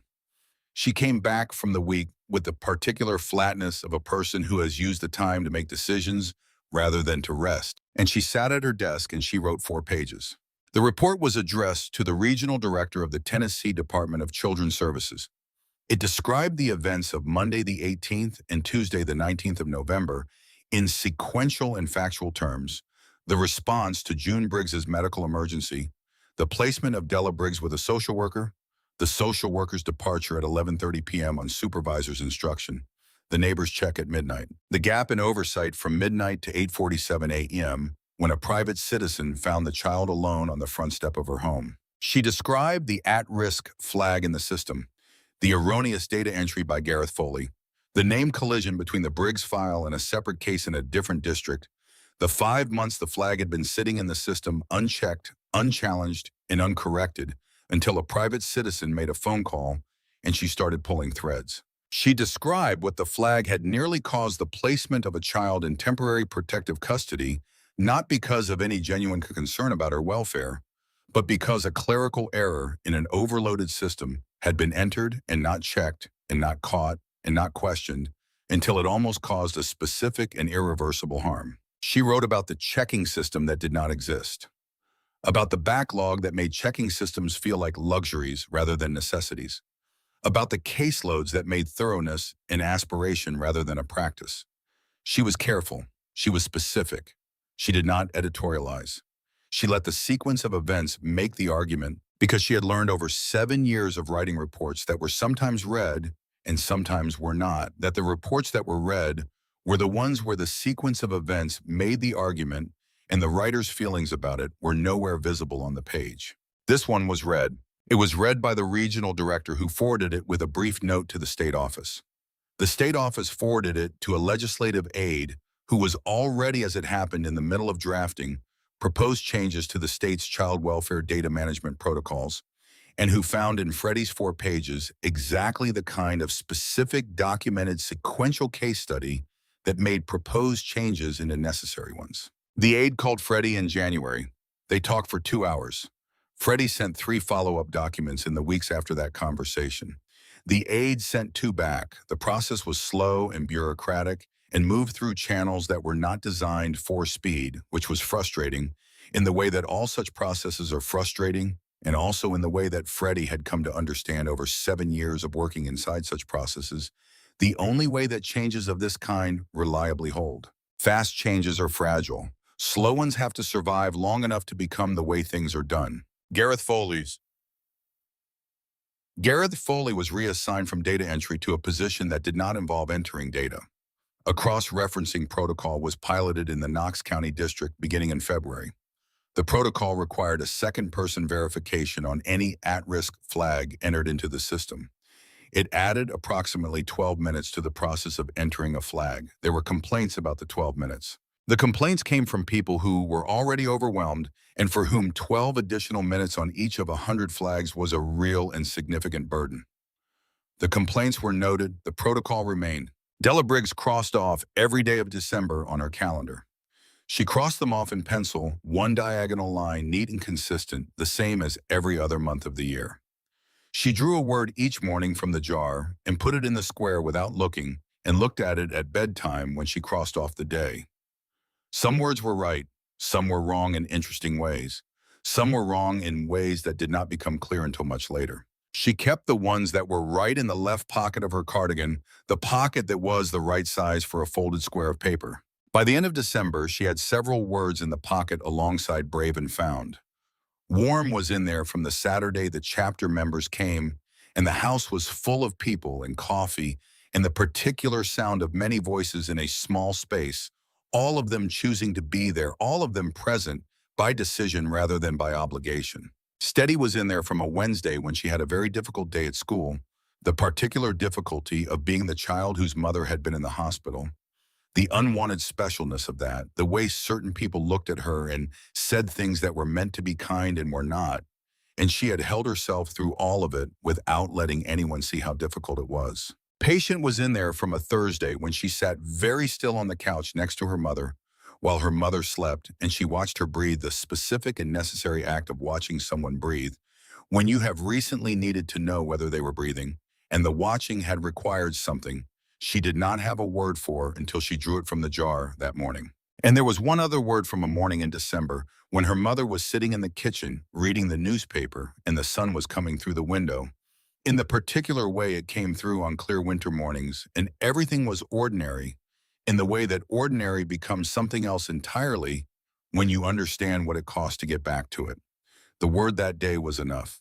She kept that one without deliberating. June Briggs went to cardiac rehabilitation 3 times a week starting in early December. The program was at a facility on the west side of Knoxville, and Ruth drove her for the first 3 weeks until June's cardiologist cleared her to drive herself. The clearance came on a Thursday morning. June drove home from the appointment and sat in the car in the driveway of number 119 Hargrove Street for a few minutes after she turned the engine off. Not because anything was wrong, because the ordinary fact of driving herself home from a medical appointment was after 6 weeks of not driving, not entirely ordinary, and she wanted to sit with that for a moment before it became ordinary again. She went inside. Della was at school. The house was quiet in the particular way of a house that is between people inhabited, cared for, full of the signs of ongoing life, but temporarily without the people who make it what it is. She stood in the front hall and looked at the chalkboard with the week's schedule in blue and red, and the hooks with their specific items on their specific hooks, and the calendar on the closet door with all its crossed-off squares. She looked at the coat on the hook. She reached into the left pocket. She felt the papers there, several now, more than 2, because Della had been adding to them through November and December, the words that were right enough to keep the ones that named something true about the day they were drawn. June did not take them out. She put her hand in the pocket and felt the different sizes and textures of them, the soft, worn fold of the ones that had been there longest. She took her hand out and went to make tea. She stood at the kitchen sink while the kettle heated, and she looked at the faucet that did not drip. She had asked Davis Polk at the December gathering exactly what had been wrong with it and how he had fixed it and what she should look for in the future to know whether it was starting to go wrong again.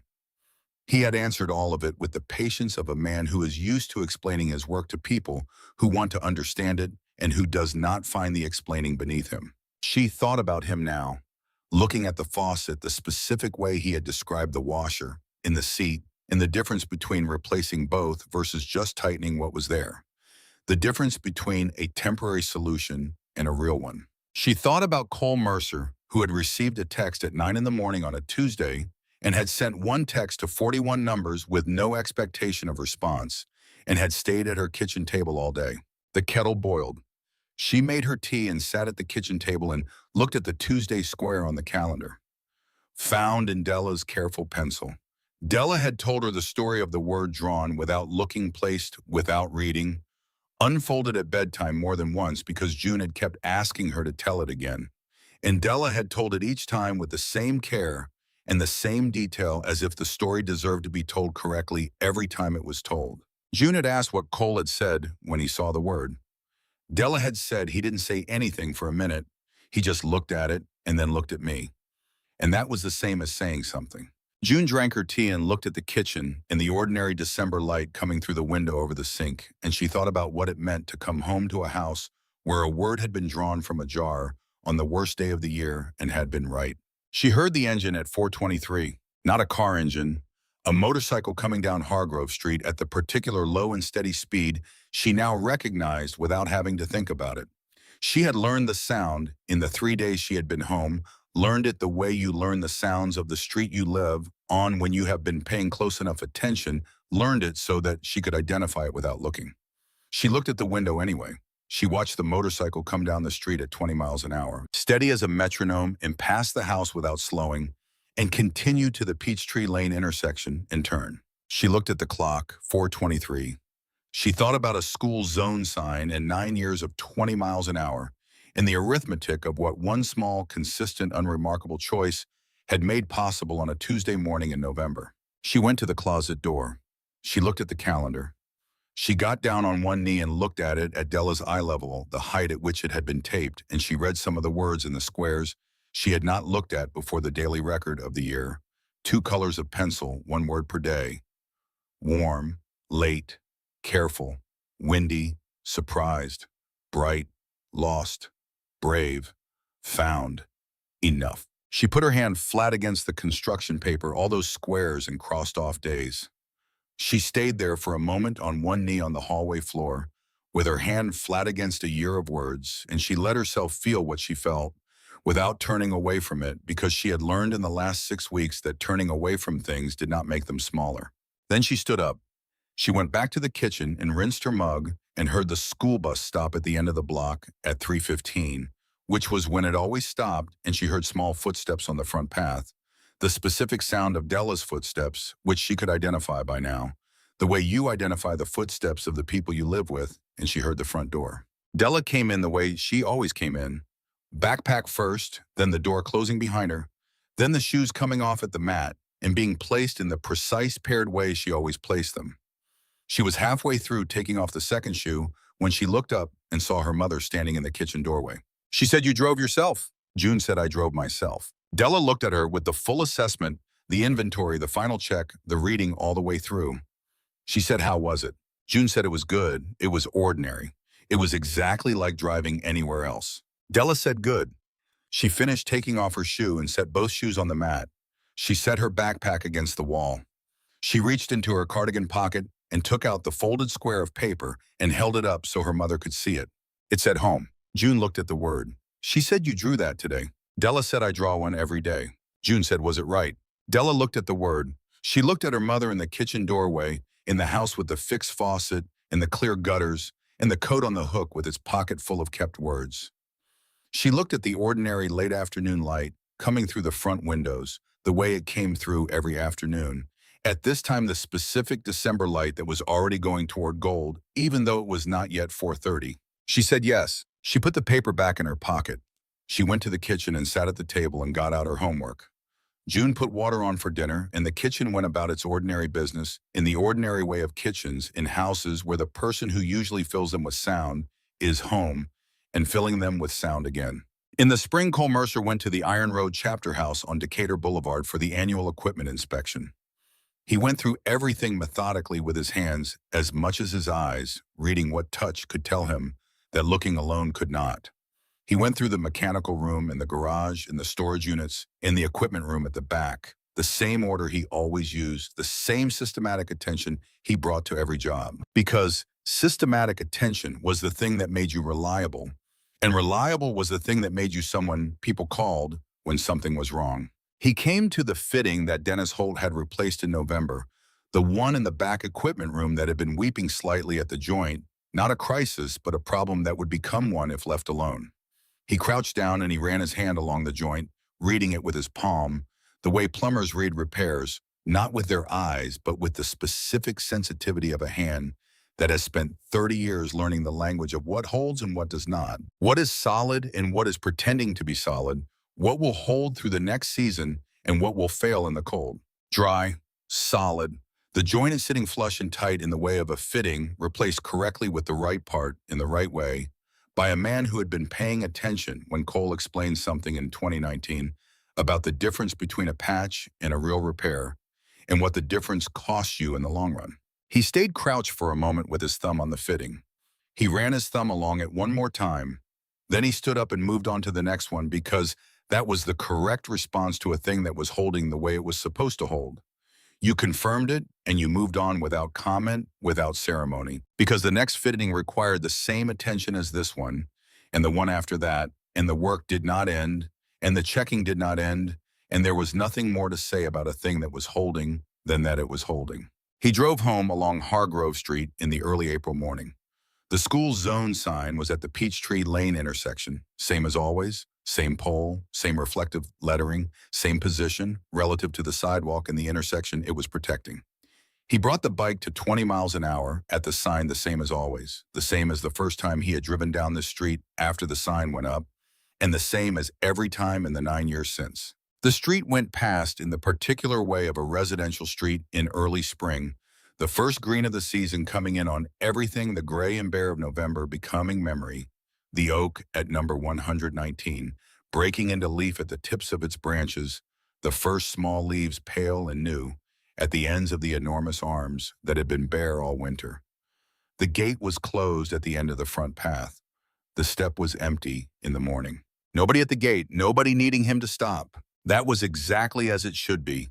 And he continued to the intersection and turned, and Hargrove Street went on behind him, the oak filling slowly back in with its spring green, the house at number 119 going about its Tuesday morning in the ordinary way of houses where the people who live in them are where they are supposed to be. The small piece of paper was still in the pocket of his work shirt where it had been since late November. He had not decided to keep it there. He had simply not moved it, and then more time had passed, and now it was April, and it was still there. And he had stopped noticing it in the way you stop noticing the things that have become part of how you move through the world, not absent but present, without requiring attention. The way the word on his wrist was present without requiring attention.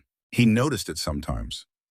On cold mornings when he put his hand in the shirt pocket for warmth and felt the soft, worn fold of it. On days when he changed shirts and moved it from one pocket to the next without looking at it, knowing what it was by the feel of it, the way you know certain things by touch when you have been carrying them long enough. Thank you for going 20. He knew what it said. He did not need to unfold it to read it. He carried it the way he carried the word on his wrist, not as a reminder exactly because he did not need reminding. As a record, as the specific and particular evidence of what one small, consistent, unremarkable thing had made possible on a morning in November, when a school zone did its quiet work and a girl in a coat too large for her stood up from a front step and walked to a gate and tried one more time. She had tried the delivery truck driver. She had tried the woman with the dog. She had tried 3 cars that had not slowed. She had been alone for 23 hours with crackers and peanut butter and a word in her pocket and a calendar on a closet door and the particular steady courage of a child who has not yet learned to stop trying or who has learned it and has decided not to apply what she has learned because stopping is not available to her and she knows it, and so she does not stop. She had gone to the front step because the front faced the street, and the street was where people passed, and passing people were the last resource she had. She had stood up when she heard his engine. She had walked to the gate. She had looked at him with the expression of a child who has used up everything she had except this one more try. And he had been going 20 miles an hour because a sign told him to, and he had understood the reason. And so he had done the thing the same as he had done it every time for 9 years, without drama, without expecting anything from it, the same small, unremarkable compliance performed out of simple respect for the reason behind it. That was all. That was the whole of it. And sometimes that is how the world holds, not through grand gestures or perfect systems, or the arrival of exactly the right help at exactly the right moment through exactly the right channels, but through the accumulation of small, consistent, unremarkable choices made by people who understood the reason and did the thing. The school zone sign, the scrambled eggs, the text to 41 numbers on a Tuesday morning with no expectation of response. The faucet fixed because it was dripping. And a dripping faucet is a problem with a solution, and a man with the knowledge and the tools to apply the solution is the solution. The ladders from the garage and the bags from the grocery on Jefferson Avenue, and the man who sat on the living room floor and listened to a child explain her book all the way through with genuine interest, as if there were nowhere else to be and nothing more important in the world at that moment than the ending of the story. And a girl who drew the word brave from a jar on a Monday morning and did not yet know what she was going to need it for, and who needed it, and who used it, and who was right about it. The world did not fail her completely. It failed her in the ordinary way it fails people, imperfectly, incrementally, through the accumulation of small oversights and absences and failures. To slow down, made by people who were busy and tired, and who did not mean harm, and who caused it anyway, because meaning and causing are two different things, and the gap between them is where most of the harm in the world actually lives. The social worker who was called away at 11:30 because her supervisor made a decision that was wrong. The neighbor who looked in once at midnight and went home because the child was asleep, and that seemed like enough. The delivery truck driver who looked at his phone, the woman with the arm who smiled without hearing, the three cars that did not slow. And then one man was going 20 miles an hour because he had always gone 20 miles an hour on that block, and he heard what she said, and he could not ride away. And then 37 phones received one text, and then there was a faucet that did not drip, and gutters that were clear, and a refrigerator stocked for a week, and a man sitting cross-legged on a living room floor asking about a book with the full attention of a person who has decided that this moment, in this conversation, in this child are the thing that matters right now. And a girl who called a hospital from a kitchen landline and sent one word to her mother and got the pen signed. And a grandmother who drove 114 miles with both hands on the wheel through traffic that moved and traffic that did not, and arrived at 5:54 when the deadline was 6. And a social worker who filed 4 pages she did not have to file and sent them up through channels that moved slowly and held. And a word drawn from a jar in January kept in a pocket through the worst day of the year and still right at the end of it. That is not everything. It is not enough, not as a system, not as a guarantee, not as the answer to the larger fact of children who sit on front steps in coats too large for them and try the delivery truck driver and the woman with the dog and the cars that do not slow. It is not enough, but it is what was available on that Tuesday in November on Hargrove Street in Knoxville, Tennessee. And the people who had it gave it, and sometimes not always, not by design. Not because the system works the way it is supposed to work, but sometimes that is how the world holds. The sign, the eggs, the text, the faucet, the man on the floor, the word in the pocket, the grandmother on the road with both hands on the wheel, all of them small, none of them sufficient alone, together on that particular Tuesday, the thing that held. And a 6-year-old girl who had a jar full of words and a calendar on a closet door, and the specific unconquerable habit of trying one more time, who gave it to herself, which is the hardest kind of giving, the kind that has to come from inside when everything outside has already been tried. She stood up from the step, and it was enough. He drove home from that March dinner along Hargrove Street at 20 miles an hour. The school zone sign was there the same as always. The street was quiet in the early evening way of residential streets, when dinner is being cleared and the day is winding toward its end. The oak at number 119 was just beginning to show green at the tips of its branches, the first faint color of the season coming back into the bare wood. He went through the intersection at Peachtree Lane, and the street went on behind him. He thought she is going to write a report about 20 miles an hour. He thought she is going to understand it completely before she writes it. He thought that is exactly the right order. He rode home through the March evening with the piece of paper in his shirt pocket and the word on his wrist in the particular steadiness of a man who has arrived at the right pace for the street he is on and intends to maintain it. The sign was always there. The reason was always real. The doing of the thing was always the same. Every time. That was all it was, and that was the whole of it.